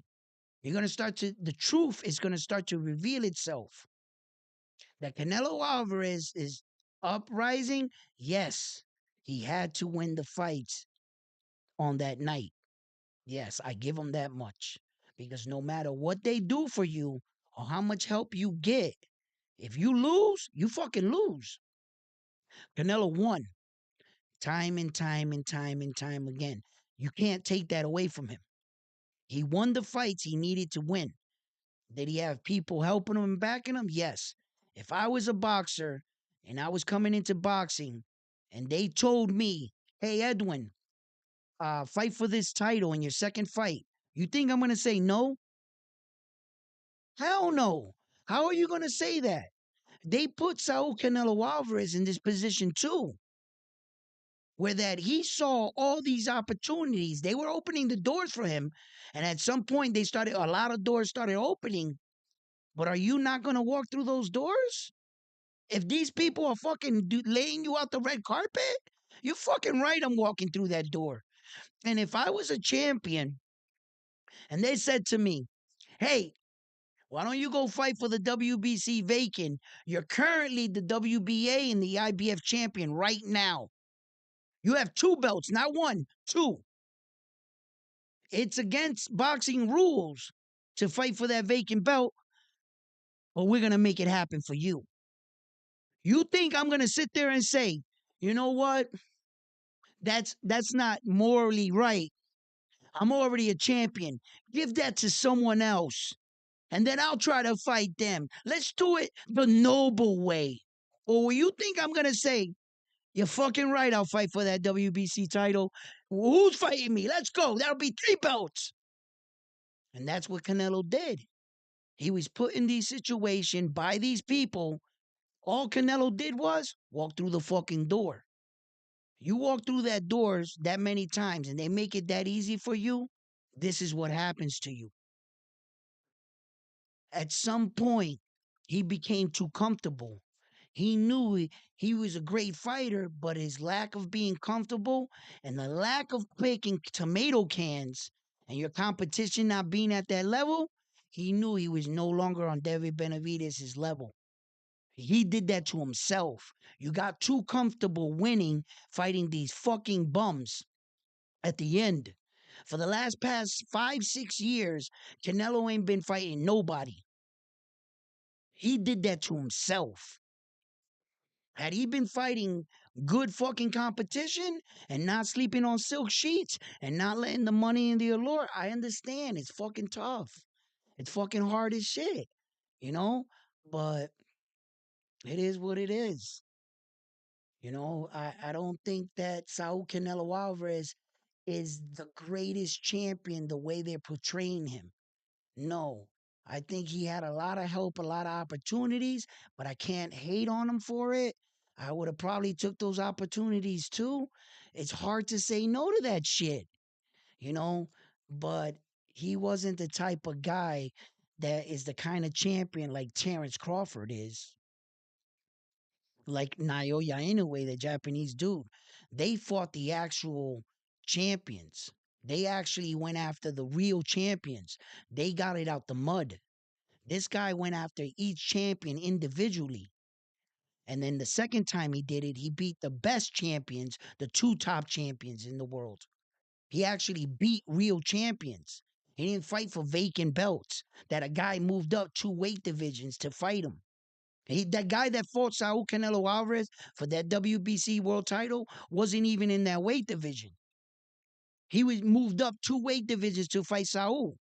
For a belt, he had no business fight. Man, listen. It's just they're different kind of champions, bro, than Saul. Saul may look like that kind of champion, and they did a great job dressing him up. They did a fabulous job. He looks like a king. Yeah, and into the untrained eye, you're gonna say that's the best fighter in the world because this is what you see. Don't you see him with all the belts? Don't you see him with the crown? Don't you see all the things they report and save on him? He's got to be the best fighter in the world. He's got to be the face of boxing, right? Everybody, they're saying it. But that was a good job. I could dress anything up. I could fucking dress a pig up. Fucking put a suit and tie on a pig. What's he gonna do? He's gonna go run out in the dirt. It's always gonna be a pig, you know? You can make anything look pretty. Anything. And they made him. But like I said, Saul is not a bum. They took a guy with skill. You got to understand that. Don't get confused with what I'm saying with the fact that that makes him suck as a fighter. No, don't link those two together. Don't, because you're going to make a mistake. Just like Top Rank's doing to this guy right here. First, they said he was a hype job. Then they said it was steroids. They said this, that, and everything. He's never done a steroid in his life. Okay? You're not gonna tell me a guy that skinny, that small, with no veins popping, that is doing steroids. He doesn't have any side effects. You could see when the people cycle. You could see the size difference from one year to the next, or vice versa. He's not showing any. He's not losing his hair. He doesn't have pimples. None of this shit. None of the side effects from steroid use. The shots in your stomach, right? The mood swings or anything, right? So I'm looking at him. I'm like, wow, if he does steroids, he's the skinniest motherfucker on steroids I've ever seen in my life. Right? He never gets bigger. You see some of these other guys off season when they don't got a fight schedule, they're like this, like Conor McGregor. No, I'm not on steroids. You can't say you're not on steroids while looking big as fuck into the camera going, I'm not on steroids. I am not on steroids. Like, no, you can't do that. This motherfucker is skinny as shit. Right? Where the fuck are the steroids at? Better give him some, right? So, they gonna say a lot of shit, but nah, Saul did fight just like they used him. They were saying that he was this and this. Now Top Rank is opening doors for him and putting him in position because they see they got a real one. They knew Saul Canelo Alvarez could fight. They knew he was a dog. They knew Saul was that type of dude that he was on a mission, and they used that. And unfortunately, he allowed them to turn him into this kind of champion that later in his life, he's not going to see what they did to him. By making a WBC a franchise belt, Saul Canelo Alvarez was the second man in boxing history to own a WBC franchise belt, meaning he gave up his WBC world title. That franchise belt is no longer like the top belt. And when you look up the franchise rules, according to the WBC, you can't even beat Canelo Alvarez for that WBC world title. If you were to beat him on that night, he keeps the WBC world title. You take all the other belts, but he remains the WBC world title under the franchise rules. You do know that, right? There's no way another fighter can beat you for a franchise belt, according to the WBC structure. It's a fake belt. It's like a belt with hacks in a video game where you get like infinite life or infinite bullets.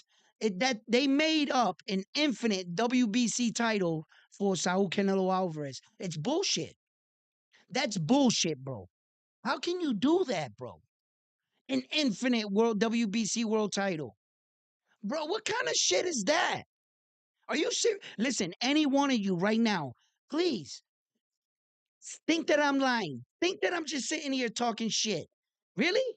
While I'm on the live stream, call me out on it. Go to the WBC website, type in WBC franchise world title and the rules of it. Read the rules of the WBC, what the WBC headquarters themselves are putting out for the rules and structure for their own belt, and get back to me. I'll be right here waiting for your response. I got a computer right here. If you say anything slick, I'm gonna log in and I'm gonna type it in myself, and I will fucking flip this screen around and put it on this camera for the entire world to see it. Okay? Because I already know what the fucking rules are. I read them. You can't win that belt off of him. That's the truth. How the fuck are you gonna make a belt that he can't lose, win? No, it just stays with him. It don't make no sense, bro. So when they water you down as a champion like that, the fact that Saul Canelo Alvarez let these people talk him into that, they were like, the WBC must have came to him and been like, yo, Saul, check this out, right? Um, this guy want to fight you, but fuck that. We got ways around this shit. Why don't you vacate that belt? We're gonna make you the WBC franchise title. So I was like, what's that? He's like, you can remain champion. We can color your belt any way you want. You've seen him with the WC. It was black. It was black. Then it's white. Then it's like Mexican flag on the side of it. That's that belt I'm talking about. Every time he fights, it's a different color. It's a different scheme. Because according to the WBC, it's like a costume belt. So they get to decorate it and change the colors. All the other sanctioning bodies do not change the color of their belt. You can't change the color of it because that's what it is. If you start letting everybody put their flag and just come in, what's to stop Devin Haney from making a gangster belt, putting his hood 508 on the side of it, draping it out, putting some gold and little diamonds more on the side, dripping it out. That's why you can't do that. That's why in the NBA you can't alter a uniform, because all these NBA dudes will start putting their own swag on their uniforms. Before you know it, everybody's uniform is swagged the fuck out and you can't tell no one apart. No, so they said no one. That is your uniform when you come to work. That is your suit and tie. These belts, you don't get the right to come in and fucking start putting your own flavor on their belt. They'll fucking strip you of that shit. They'll probably sue you. You cannot alter their belts. Somehow, the WBC is the only belt in boxing that you will go down in history and see the belt change colors: red, blue, white, fucking you name it. whatever the fuck they want, because the belts they're doing that to is not a real belt. It's that franchise shit. You can do that to that belt. Tyson Fury had one. Fucking, they call it an award belt. It's where they took his and they made it a British. It was all white. It had like the British flag on it. That is an award belt. Yeah. It's just like they're saying like it was like a trophy. But if you ever notice, you can't win those belts off of them according to their rules. You can't beat them for the belt. I don't know, man. Boxing be on some shit, right?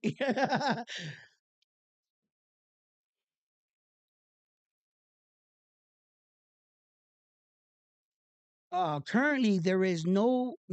Oh, currently.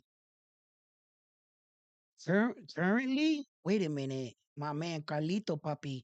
Currently, there is no other fighter with the Hall of Fame resume like Canelo Alvarez, and that's a fact. Bro, where are you getting your facts from, Carlos? Carlos, my man, I love you. Stay here with me on Round One Sports Talk. We're gonna educate you, and hopefully, we can cure this this blanket that's been put over your head, because your statement itself, my man, doesn't make sense when Terence Crawford unified all four belts and two separate weight divisions. Saul Canelo Alvarez doesn't have that. Terence Crawford, in fact, was the first human being in boxing history since the beginning of time to present day to ever achieve such status. The second man to do that is the Japanese superstar. And you know who the third man is? Not Saul Canelo Alvarez, because there isn't a third man. So currently, what you're saying is that there's no one that has a better Hall of Fame career than him. Terence Crawford has him beat with just that one accolade. The Japanese superstar has him beat with just that one accolade. Saul Canelo Alvarez couldn't hold their mouthpiece. He only has all four belts in one weight division. These guys got all four belts in two separate weight divisions. They got Saul Canelo Alvarez beat by four belts in a separate weight division. In fact, the Japanese superstar has way more divisions. He has four weight divisions. He's a champion in four weight divisions. Terence Crawford's a champion in three separate weight divisions. How many weight divisions has Saul Canelo Alvarez had belts in? Real belts, no interim. Because remember, we also don't count interim belts here at Round One Sports Talk, and neither do we count those franchise belts that Saul Canelo Alvarez has. And the reason why I don't count that franchise belt and the reason why I don't count interim titles is because the sanctioning bodies that themselves that make the belt, the people that make the belt themselves that pass out the belts don't consider it a world championship, and I don't. If the people that gave Saul Canelo Alvarez the WBC champion and told him it's a world title franchise belt, at the end of the day, when you walk into their Hall of Fame, the WBC doesn't recognize their own belt that they made, the franchise belt, just in case you don't know that. So if the sanctioning bodies themselves that make the fucking belt don't recognize interim champions as world titles, and they don't recognize that franchise belt that Sauk has, and they make the belt. If they don't acknowledge it, then I don't. If the Hall of Fame only accepts world titles, not interims and not franchise, okay? So Saul Canelo Alvarez can have all four belts and that franchise belt. He can allow the people to, right? But at the end of the day, when it's all said and done, just like Manny Pacquiao got a rude awakening. Remember when they were calling Manny Pacquiao 8 division world champion? That he had belts in 8 separate weight divisions? When people like myself and real purists into the sport, we do our own detective work because we don't go by what people say. When we went in to see um Manny Pacquiao's record, these boxing people don't lie. That's the one thing they don't do. They'll con you. They'll tell you, yeah, our interim's a world champion because they want the money. But at the end of the day, they will always keep their belts prestigious. And the only ones they recognize are the top ones, the supers. So when Manny Pacquiao retired, they set him up, bro. I'll never forget this interview. It is like burns in the back of my fucking head because I felt so bad for Manny Pacquiao, bro. When they fucking like 1,000 interviews and 1,000 fucking ESPN even backed it up. Manny Pacquiao, 8 division world champion. Yo, Max Callahan made a series on it. They had it all over fucking YouTube. Mad people did articles on him being an 8 division world champion.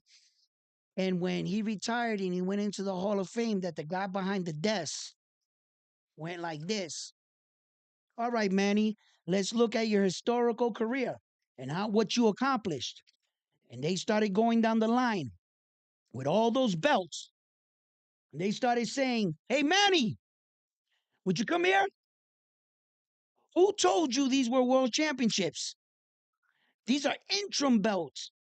And they started to deduct all those fucking belts. And you should have seen Manny Pacquiao's face. He was like, yo, Manny Pacquiao looked at the dude. He said, no, I'm 8 division world champion. The guy said, no, you're not. You have 6 weight divisions. That's all you have. And these other belts don't count. Neither do we acknowledge them. We'll give you like recognition. We'll put an asterisk and we'll acknowledge your hard work. But as far as world championships, you only have this many, 6. And as far as divisions, you only got 6. You don't got 8.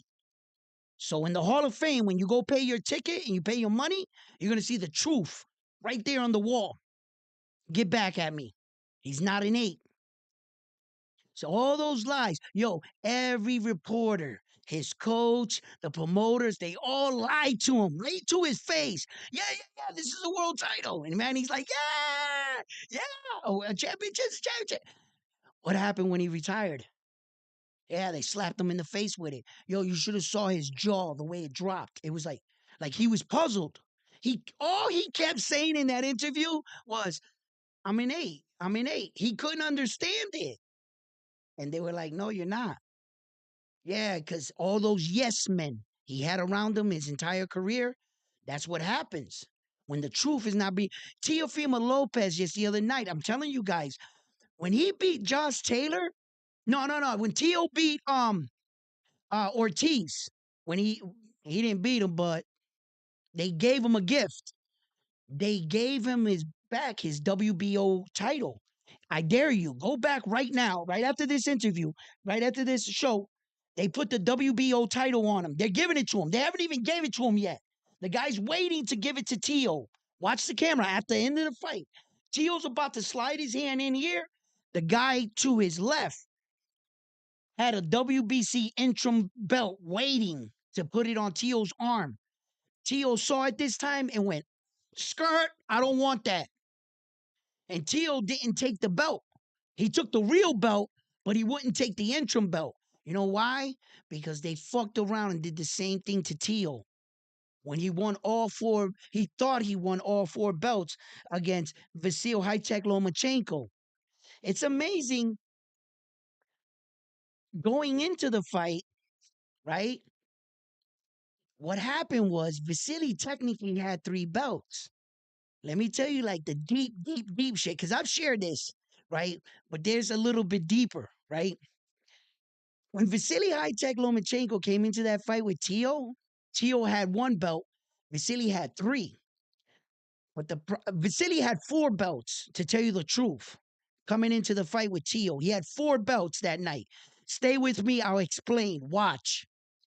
He had the IBF, the WBA, right? And he had the franchise WBC world title. Remember, he was the first boxer in boxing history to be awarded the franchise title, right? Okay. Or was he the second? Did Saul have it first and then him second? One of them, they're 1 and 2. They're 1 and 2. So he had the WBC franchise title going into that fight with Teal. And the fourth belt that he had was the Ringside Magazine belt. So Vasil Hitek Lomachenko had the Ringside Magazine, the WBC franchise, the IBF, and the WBA. And Teal had the WBO, right? So they come into their fight. When Teal won that night and they draped all the belts around him, the problem was he couldn't win the WBC franchise off Loma because in the rule structure it says you can't beat him for it. So Loma stood with the WBC franchise that night and he only got the two belts. But what did these dirty motherfuckers do to T.O.? Bro, all in his glory, this young man was up there and this was his fucking dream. This was his life's work. And these motherfuckers got no problem while he's sobbing and everything's coming and all his hard work. The fact that this is even happening, that he won the fight, he can't believe this is happening. They're putting all these belts, and he grabbed every belt they put onto him. The minute you grab that belt, you acknowledge that you accepted being their interim champion. You see? So he gets all the belts, and in his mind, he thinks he got all four belts. But tomorrow, when he wakes up, he realizes he only has three. So he goes on a campaign talking about, no, I'm the four. I got all four belts. I got all four belts. But he didn't. So and then he loses Campos, and the rest is history. But you see how they did Tio? He learned his lesson from that. And when they did that, try to do the same shit to him in the Josh Taylor fight, this time he said, I don't want that shit. I don't want that shit because I'm not the real champion. And that fucked him up. Yeah. And that's, it's a business. Remember what I always say? Boxing is a business disguised as a sport. You know what I mean? It's a brutal game. It's a brutal game. But at the end of the day, some of the best fighters in the world, some of the best boxers, undoubtedly, all you can do in boxing is be accountable for the man they put in front of you and your wins. Focus on your opponent, focus on winning, and focus on ending your career strong. And if you see a goal you want and you want to go after it, just stay focused and stay the course.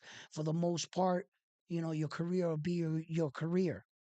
But there are a lot of things in some of these boxers' careers that you ever hear the expression you got in bed with the devil?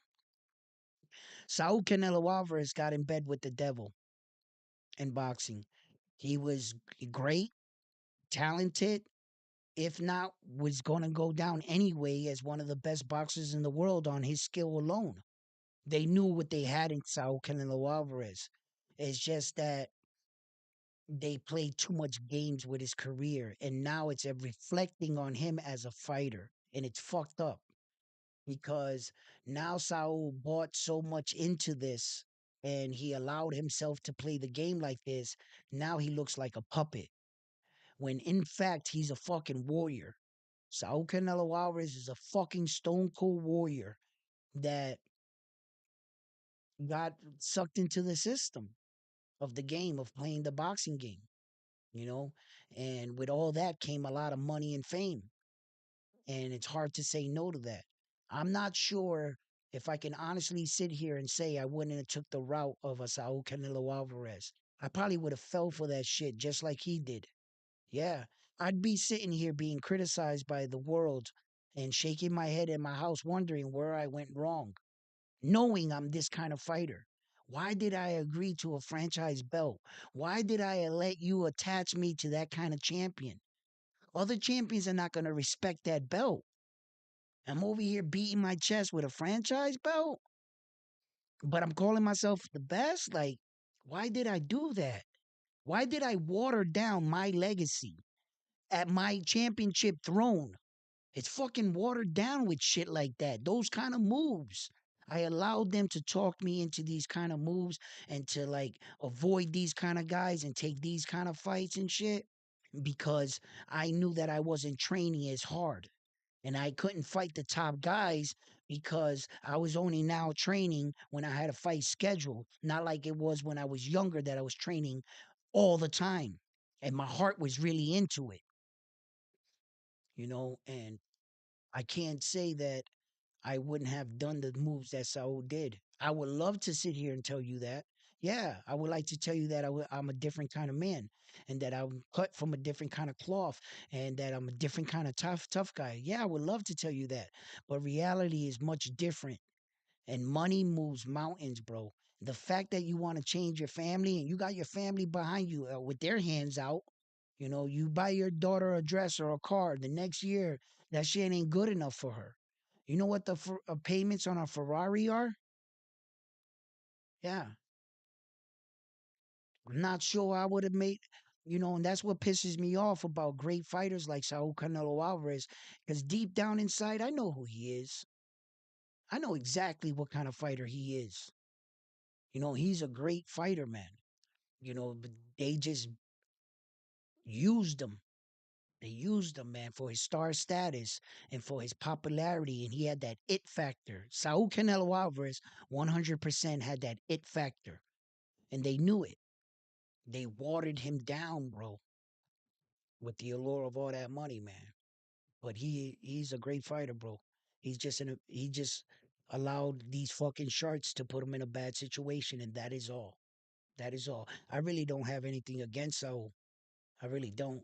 As far as fighting skills, I really don't. He takes care of business. He does what he has to do.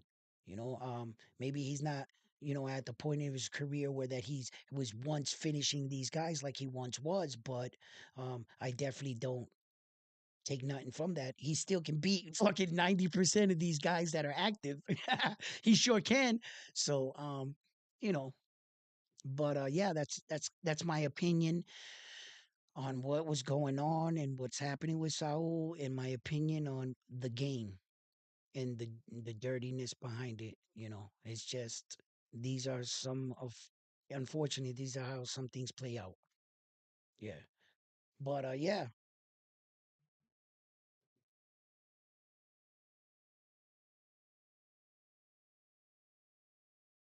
nah, Carlos. Yeah, I was getting to that. I wasn't gonna disrespect the man.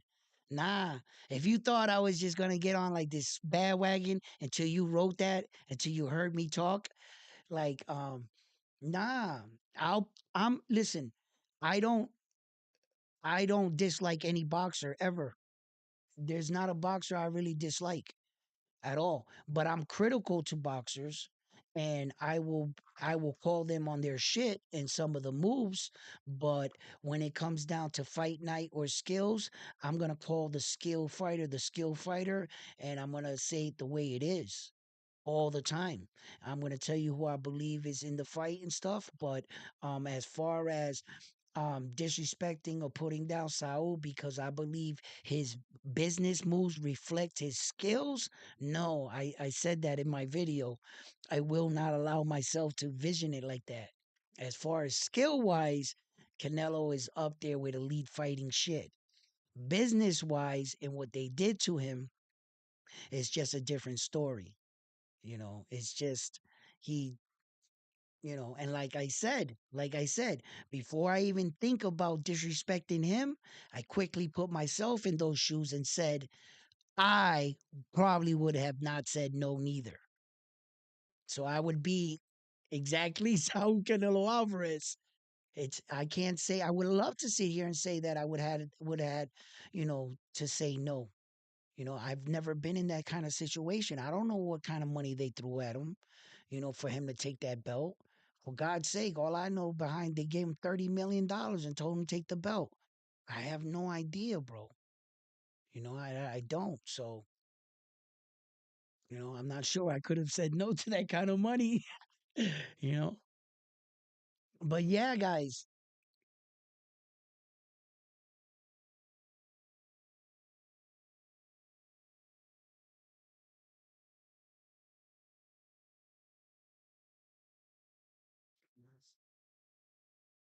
It seems every boxing YouTube channel I go to has the bias, favoritism fighters, and they break down the other fighters. Yeah, that's how it is. A lot of these channels, they gonna do that like that, right? Um, I'm critical, or I'll talk about every fighter. I'll break down every fighter, but at the same time that I'm critical to that same exact fighter, I will also tell you and share with you the good things about that fighter. Always, you know, um, um, you know, I believe that you know if you have the courage to lace up those gloves and go in there and train day in day out, you should get the recognition of a fighter. Now, every fighter is not on the same level. So we talk about the levels in the sport, and we also talk about who's doing it the best in the sport. There are a lot of great fighters in this sport. There are a few, very few elite fighters in this sport. And whenever you get a fighter that comes around and is exceptionally well in the way they're doing their things, I like that. I like that because I'm the kind of guy that likes the sweet science. I like crafty fighters, slick fighters, smart punchers. I always enjoy the knockout. But it's also one thing about a fighter when you can really see the fighter be tested and really persevere in a fight. That really shows me what that fighter's made of. Because I've said this in numerous of my videos, you'll know who that fighter is when he or she's really tested. When the fight is going good for you and you're having your way against your opponent, sure, you're going to look the best. I don't really think that you can judge that fighter on all his fights are going to look like that. You have to really find out what your man is made of. And those are the things I look for. I'm waiting for the day that Devin Haney is really tested. I'm waiting for the day that Tank Davis is really tested. I'm waiting for the day, those kind of days to see how they will respond, how they jump back. It's all good when you're just cleaning out guys that are not on your level. Wait until you meet your equal. That's what I like to see. And it really determines who come when all the smoke it clears, who's on top. When all the smoke cleared from the 140 to the 147-pound weight division, the only man that was standing on top was Terence Crawford. So that's undoubtedly he's the best. When everything was said and done, everybody went to war at that division from the 140 to the 147. Terence Crawford beat everybody's ass. That's pure dominance right there. That shows you right there he's the best. When Naoya Inoue wiped everybody down 118, 122, like he's just cleaning everybody out. That's dominance right there. He's the best in those divisions. He's the best from, you know, let's give him two or three weight divisions, north or south. Nobody's beating him. Same thing with a man like Terence Crawford. North or south, I don't think anybody's beating him. And then now there's new guys coming in. Now I got Jerron Boots and it's really high up there, but there's nothing that tells me that J- Terence Crawford's lost a step and that I should doubt him now. There's nothing that tells me from my boxing eye that I should doubt Terence Crawford right now against Jerron Boots Ennis. What Jerron Boots Ennis would have to do for me is whoop his ass. Make me a believer. You're going to have to prove that. I'm not just going to give you that. I believe he has the best talent. He's a phenom. Jerron Boots Ennis. I love his boxing style. Oh, he's fucking awesome, right? But I still have respect for what Terence Crawford has accomplished and what he did. And until you beat that man, I'm not just gonna be like, sure, Gerard Bouzet is good. Yeah, he's way better. He's younger, he's faster. So fucking what? You want to take the throne? You want the torch? He's standing right there. Go take it. Don't look at me. Go get him. You know what I mean? I'm on that type shit. I just respect the guys that were there, that did it first. I respect Saul Canelo Alvarez, right? But I'm in agreement with I will be critical on him and hard on him on the fact that he needed to fight David the Monster Benavidez. And I'm not gonna let that go. I'm not, because he's been his mandatory for too long. 3 straight consecutive years. In a row, he's fought all the title eliminators, he's got the interim belt. I mean, now it's just blatant. In the beginning, I was defending Saul. I was like, wait, well, how much blood did Saul Canelo Alvarez got to give before you become the kind of champion that you can cherry pick your own fights? Didn't he already fight all the big fights? Shouldn't he be? But when you're holding up all the gold, you have all the belts, you got to keep it in mind. You're also holding up other people's careers. David Benavidez, all these other guys, they could have been world champions and achieved their dreams, feed their families. They can't, because you're hogging up all the belts, claiming to be the best, but now not fighting anyone. You haven't fought any top guy in 5 years, let alone people in your own weight division. You're fighting everybody else but the guys in your weight division. You now you're fucking with people's fucking, you know, livelihood, man. And when you start to do things like that, that's when I gotta be critical to you. Because now you're fucking with other people's fucking legacies. David the Monster Benavidez could have been a way better champion by now. He could be going down as a better champion. But guess what? Nope. Elvis. I mean, there's a lot of fucking guys that would have been moving up, down in the ranking, had these belts. But look, that's why I'm critical to him. I don't have any real hate for Canelo. No, I'm not fucking saying Canelo's trash. Never that. I can be critical to him, of course, but he's an amazing fighter. He was at one time a really an amazing fighter, and I liked him. I used to cheer for him all the time, but times are changing. Like I tell my grandmother, Grandma, you got to change with time or you're going to be left behind. You know what I'm saying? Learn how to work that fucking iPhone and stop going back to your flip phone, Grandma. Nah, put the flip phone down. You're gonna don't touch it lightly. Come on, Grandma. You move your finger. And she come in and she says, "Give me the Wi-Fi passcode." I'm like, "Are you saying Wi-Fi?" She said, "Wi-Fi." What is the Wi-Fi, lady? Right, right. So you know what I mean? You gotta adapt with time, man.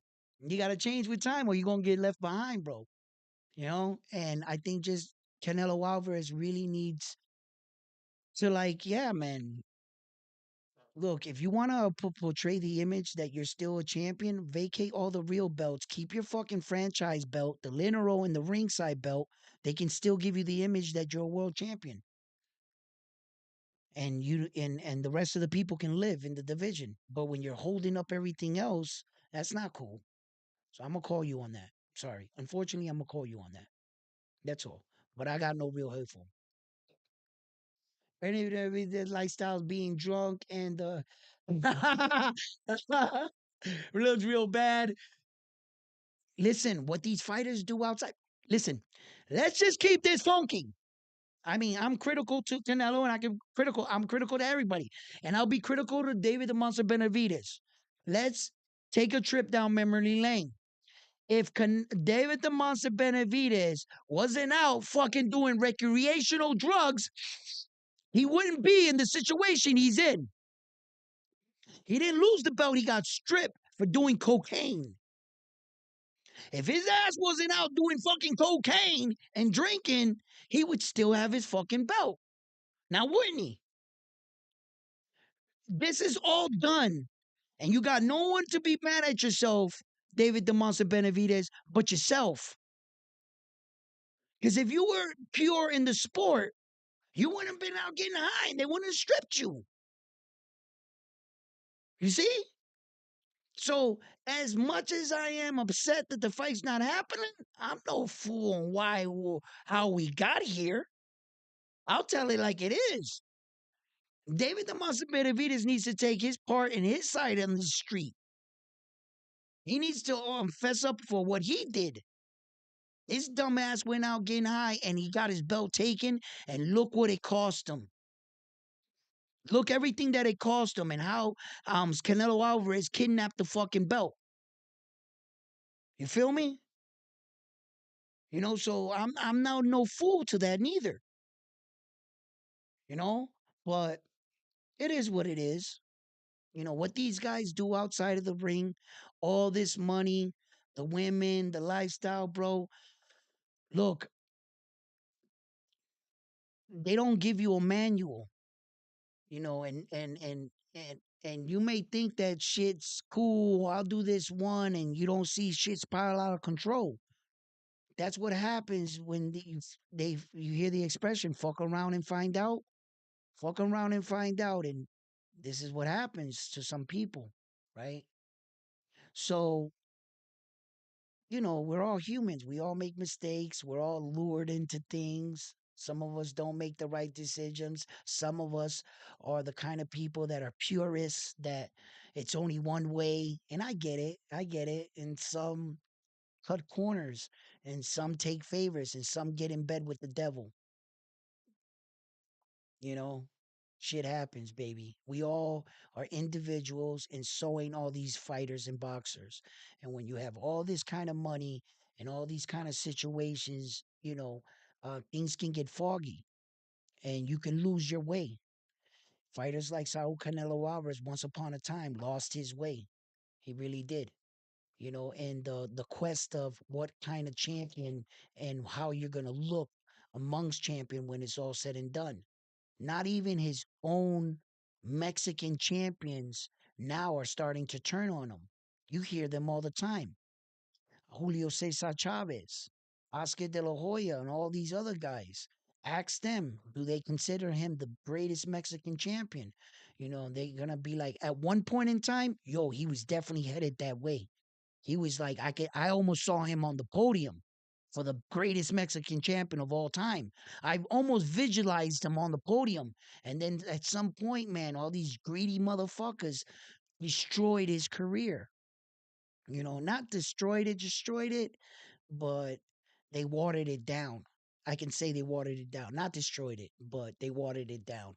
And it wasn't always for the best, you know? So yeah, but he is a great fighter. I like him. He's a Latin fighter, and that's all I care about. That's the truth. That's all I care about. You know, at the end of the day, I have a lot of great Latin fighters, and I believe one of my guys said it on the chat the other day. He says, I like all fighters. I just like my fighters a little bit better. Right? Right? And I got a kick out of that, you know.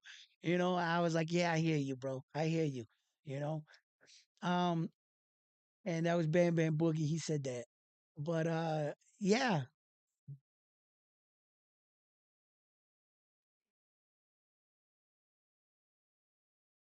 No, he can't be the best considered best Mexican fighter. You know that and I know that.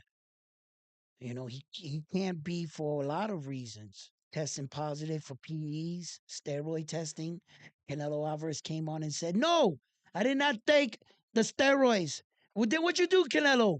I ate tainted meat in Mexico. Go down to the bodega, get the meat, and you know the steroids that they shoot into the chickens to get bigger chickens, so the meat is tainted, right?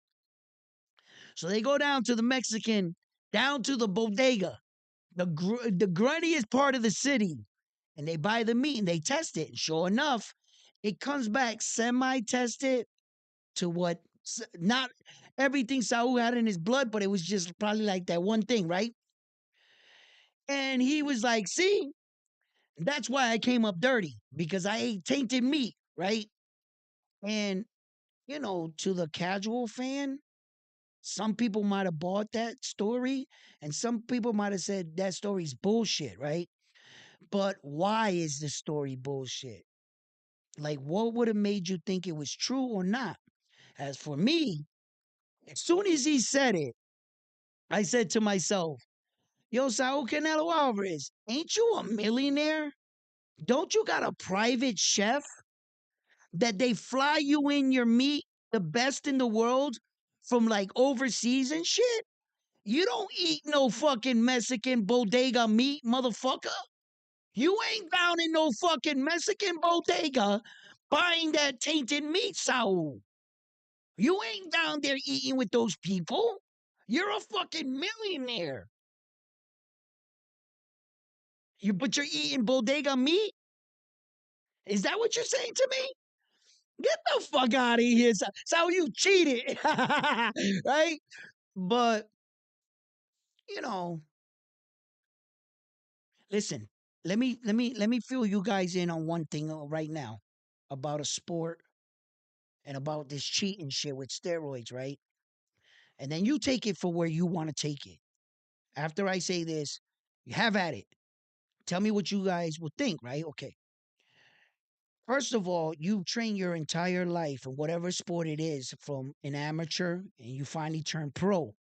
You finally turn pro. All those amateur games, all the sparring, all the practices that you practice have wear and tear on your body. For all that preparation you did for the first 10 years that you were an amateur coming up, by the time you get to the big pros in whatever sport you're in, guess what? Your body's already starting to fall apart. You might feel like you're at the strongest, and you might actually be the strongest or the fastest or the quickest you've ever been. But your body inside is secretly falling apart. And at some point, your body's going to start to give up on you. Yeah, you're going to start to break bones or tear things much easier. And you mean to tell me I fucking trained basically my entire life since I can train and prepare myself for this sport that I decided that I was going to go this way. Now you're threatening me that my career's about to be over with because I got an ACL tear or I tore my bicep or I tore my shoulder. But guess what? What, doctor? We have a thing here called steroids. And we give it to athletes and we allow athletes to take this steroid while they're off season. And you can't be enrolled in the steroid testing pool while you're on it. And we'll know you're on it because we're telling you that this is what we use to heal your muscle 10 times faster. Here you go. Take that. The guy goes back, an injury that was going to take up to a year to heal, 4 months. I'm healed and I'm stronger than ever. Now you got to get off of it because now you're tested. I don't want you using that anymore. That athlete remembers what he felt like with this.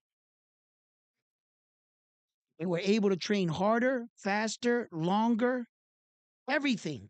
And they're getting older every year, not any younger.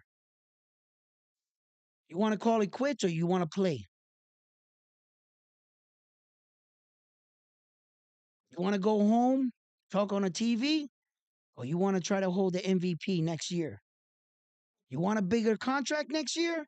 You only been playing in the league for 2 years, and we're thinking your body's already falling apart, that your stats are going down. We're thinking about paying you less. But I know a way you can make more money. And in fact, be at the top of your game. Are you in or are you out? Are you going to go home tonight and tell your wife you are no longer an NFL player, an NBA player? Remember, that's why she married you in the first place. You only been playing with her for 2 years. Or you take this, you can keep playing. What would you do? What would you do? So before you sit here and criticize and call these guys all cheaters, some of the pressures that these athletes have on them is just not on them. He looks at his babies, his kids, his wife, that house he always wanted. The world is a motherfucker, and they will turn you into things you never thought possible you would be. You might think you're that man. I don't have a price until your price comes up. You may think that you're honorable and that bro, you get put in the right situation at the right time, every man has their price. I had to learn that the hard way. I had to recognize that some of these men are put in situations they really don't got no choice. They got injured in the year that they fucking went out and bought that mansion, knowing that they couldn't afford it. But they said next year's contract will pay for that. And they end up getting hurt during the season where they didn't fully pay that off. You're about to lose everything if you don't come back. But I got one thing for you that can bring you back and can solve all your problems. Are you going to say no? Luis Pantera Nares was offered a fight against that Japanese dude, knowing he couldn't make that weight anymore. He knew it, but the opportunity was so great. That was his first shot at a world title. Yeah, we'll give you your shot at your first world title. We're gonna call your name, knowing you're about to move up in weight, knowing that you have to come out into enemy's territory, knowing that you would have to fight our champion in his backyard. Like, dude. And he said yes. He went, took the PE to cut the weight, to make the weight, tested positive, lost his belt anyway.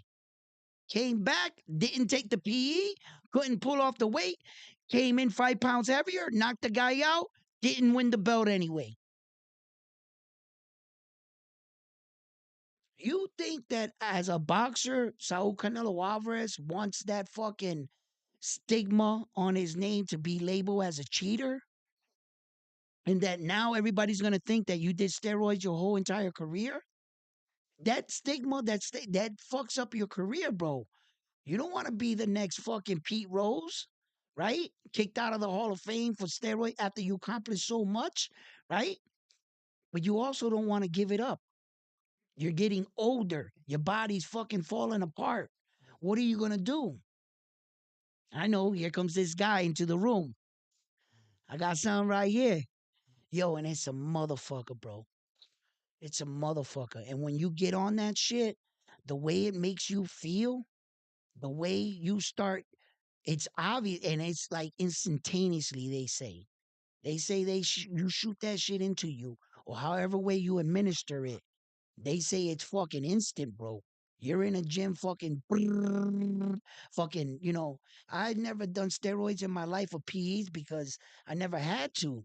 I've never been a pro at any sport or anything. I don't got no reason to. You know what I'm saying? So, but I've never done one, but I know plenty of guys that done steroids and PEs, and they've talked to me about it and the effects of it and stuff.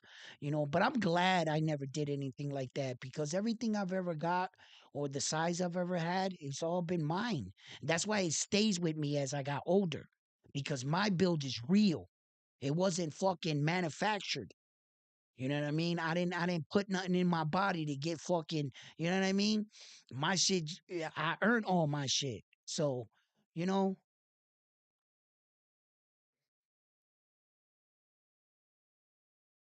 it is. It is. It is. But no one gives a fuck about how bad it is on your body. Not one person ever taking it gives a fuck. They give a fuck about the now. What is it going to do for you now? You see what I'm saying? And when you do that shit, we'll worry about the side effects later. When I'm old. Who gives a fuck when I'm old? I don't got nothing else left. I'll do the steroid in my prime where I can get all these accolades and win all this stuff and Tour de France's and what have you and titles and world championships and fucking Vince Lombardi trophies. You know? Who gives a fuck while I'm doing it? Oh, it's bad for my kid and my everything you eat in this world is bad for you. Everything you fucking do in this planet is bad for you. You know, no athlete cares about that. You know when they care? When they're dying in their deathbed, in their bed, and they gotta be on a liver transplant because their fucking liver got cirrhosis of the liver from the steroids, or their kidneys failing them, and they gotta be on dialysis. That's when they care. But in the moment, when you're in it and you're doing it, motherfuckers don't care about that shit. They only care about that shit when they get older and their body starts to fall apart.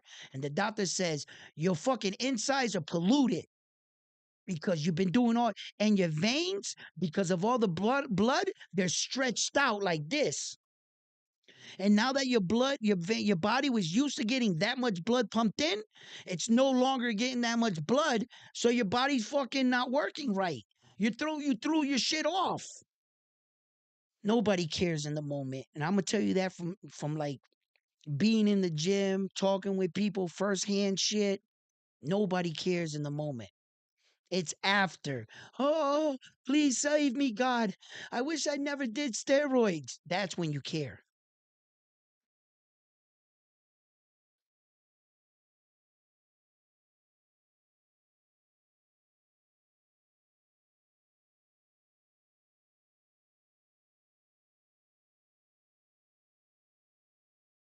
All because of Carlos. Yeah, you got the crazy. Yeah, we got up on this topic.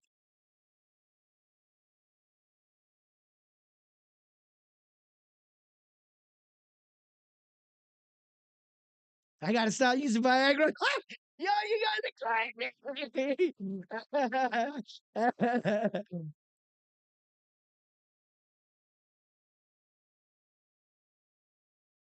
Yeah, man. Listen, guys. Yeah, no, but there was a lot of things I just wanted to share about you, and the steroid thing actually tied in with the topic. With Errol Spence Jr. and what Ryan was saying about the fucking drug shit and the tape that I played in the beginning of this. If you guys weren't with me in the beginning of this, you know, I'll even play some of it when he said it about, you know. Patriot, let them know. Wait, So what was the split all about? Like it was just about money? What else is it gonna be about, bro? It's about business. I mean, it wasn't Derek's fault what happened that night, man. Earl looked like he was Bro, Arrow was high like as fuck. why as fuck? he That's the was only like he looked like he was high. dog. The motherfucker even form a sentence. And that's what started off this whole episode was that accusation by Ryan Garcia. And I thought that was pretty interesting. Yeah.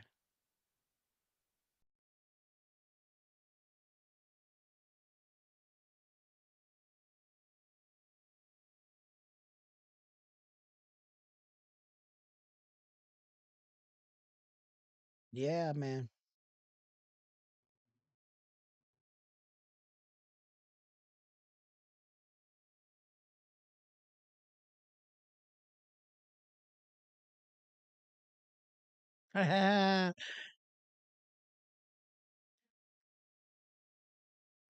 No, he wasn't smoking no good shit.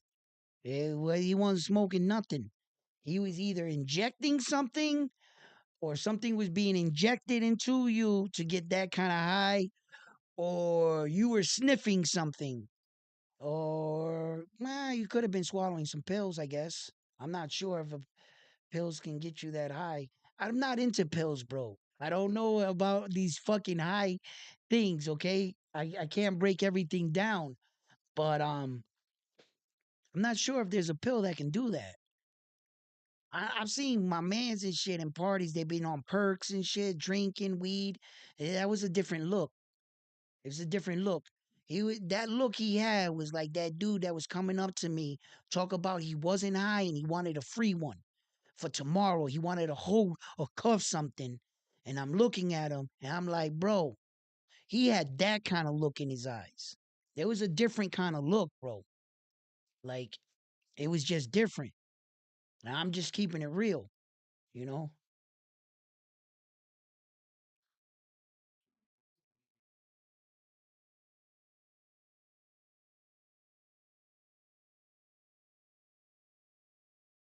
I'd be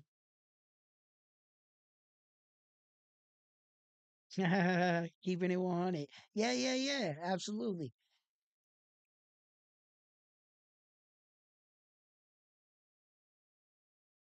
Yo, y'all crazy.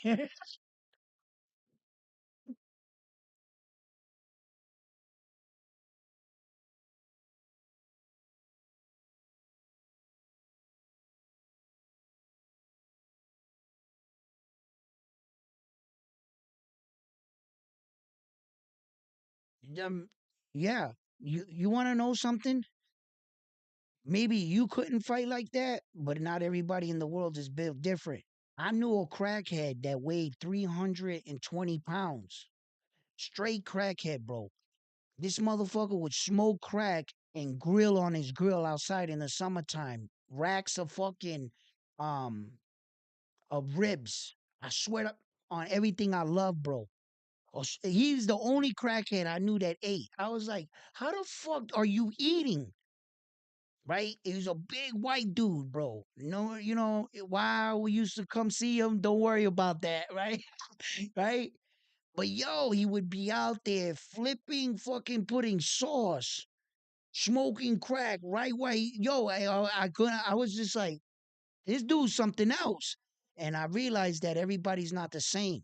I used to see some people do a drug, the same exact drug, and then this other person came, did the same exact drug, and fall on their face. And then this one said his shit was garbage. And I'm like, why are you saying it's garbage and he falling on his face? It doesn't hit everybody the same way. Not everybody responds the same thing. Have you ever seen that person get high and fucking start hiding? Right? They get in the closet, they do some dumb shit, they leave. Then you see that other person that gets high on the same drug start dancing, want to fuck, want to fucking chill, want to hang out. Everybody, there's just, from what I'm told, right, it changes through the course of you using it. And like, if I had my boy, my uncle, somebody in my family was high on the shit, when they started doing it, they didn't look like that. 10 years later, they look fucked up. It changed on them. The experience changed on them as well. The way the effects changed on them as well. See?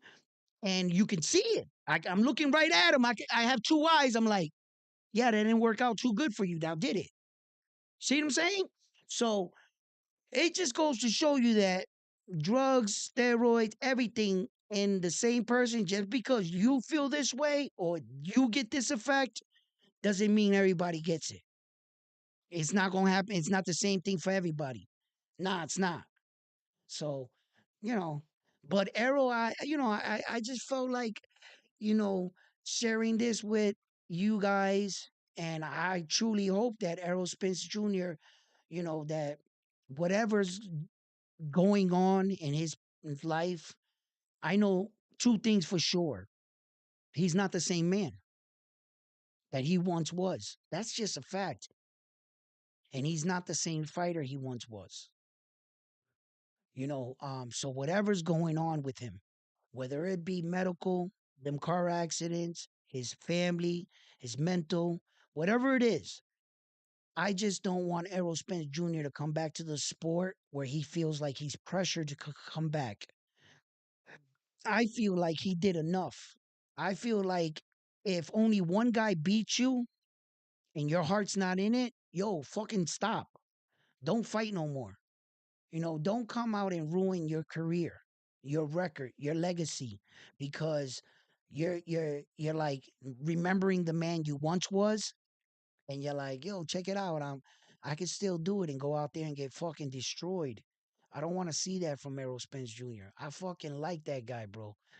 I'm still a fan of his, and I think I'll always be a fan of his. He won me over with that Kell Brook fight, and like, I'm just concerned.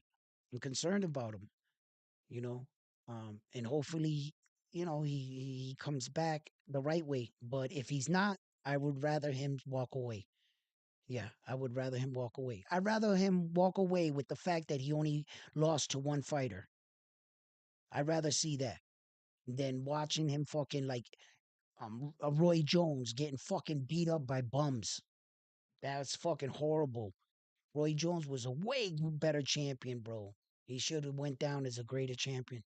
Yeah. So I bring these shits up because maybe hopefully he hears some videos and shit and stuff, and enough people start talking and light a fire under his eye to get his shit back together. That's all. That's all.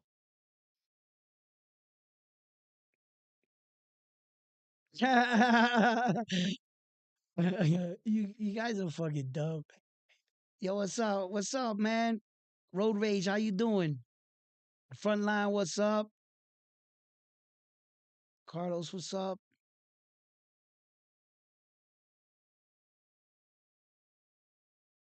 Did I see the what fight? The the heart is over the fucking button. The what? What's that say? I gotta wait for it to move up in order to see what the hell you're typing. This shit's in the way.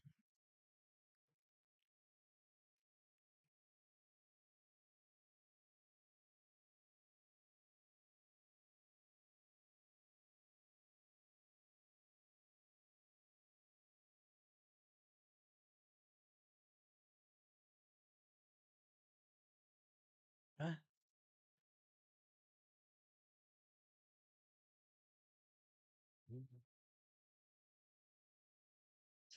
It's alcohol.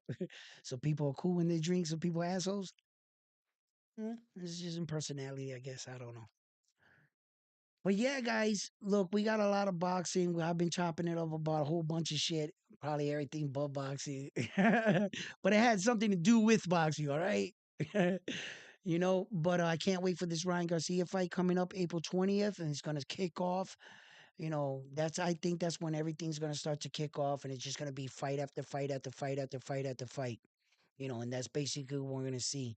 Um, and then after some of these big name fights get off in the beginning of the year as well, I expect to see at least some of them fight at the ending of the year, and that's what excites me. I know at least this guy right here is gonna fight twice this year. He'll fight now, and at the ending of the year, we should be seeing him again. Like I said, Terence Crawford has only fought once in the past 5 years. One time every year for the last 5 years, he fought one time, right? Basically, if you were to you know, that's basically what it comes up to. So Terence Crawford really I can see he's in a different place in his position, but honestly, as far as today goes, I can't tell you who he's gonna fight because according to all of social media, he's fighting everybody. Everybody. Terence Crawford is fighting the WBA champion, according to reports, the newly acquired one. He's fighting Tim Tszyu. He's also fighting Sebastian Sandora. He's also fighting Jerron Boots Ennis. He's also fighting Ryan Garcia. He's also fighting you see what I'm saying? How many times have these people all said this shit? You feel me? So yeah. Hey, listen, let's get the likes up in here, man. Thank you guys. Thank you.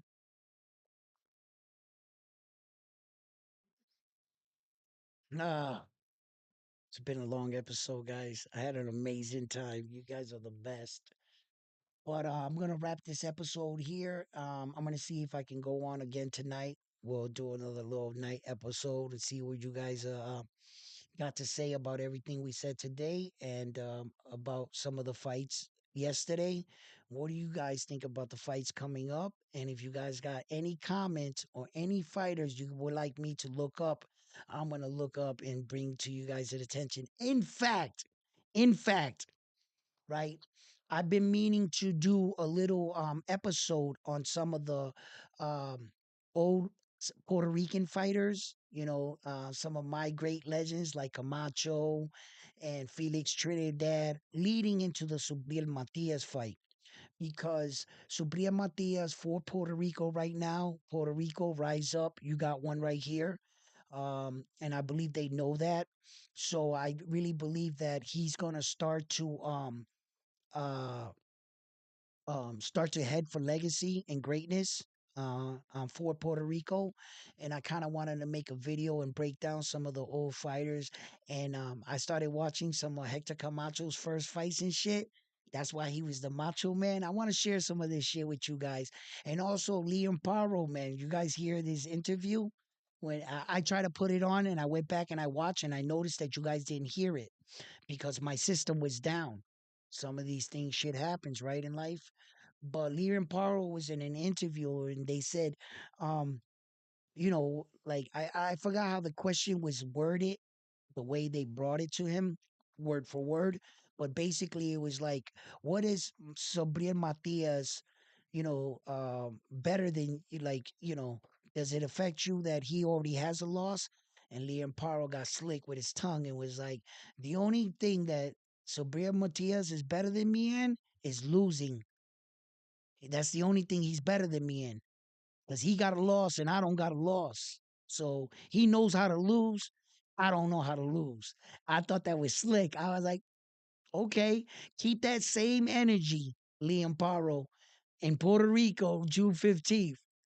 Keep that same energy. You got it. Oh, Subiernos, I think we need to bring you over to that side for you can experience what a loss feels like, my man. And I think I got the guy just for the job. Right?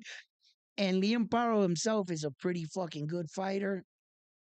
I really don't think he's the strongest fighter, like Ed Hearns is saying. Ed Hearns is really trying to build up Liam Paro like he's that dude. I mean, he's good, but not nothing that Sobria hasn't come up against. And it's gonna be up to Liam Paro to really establish his way and his dominance in that fight and to gain Sobria Matias's respect in the ring early. If he can establish that early, he might have a small chance being the fact that it is in Subria Matias's backyard. And, and I mean this, you know, you're going to have to kill him to get him out of that ring to beat Subria in Puerto Rico. You're going to have to kill that man, and I mean that with all due respect. Okay. So fight fans, I love you guys. You guys have been amazing. Like I said, if you guys have any questions, leave it in the comment section and I will be more than happy to answer your comments or talk about what you guys would like to talk about. But my girl just got home, so I'm gonna go downstairs, give her a kiss, and get something to eat. Love you guys. See you guys on the next one here on Round One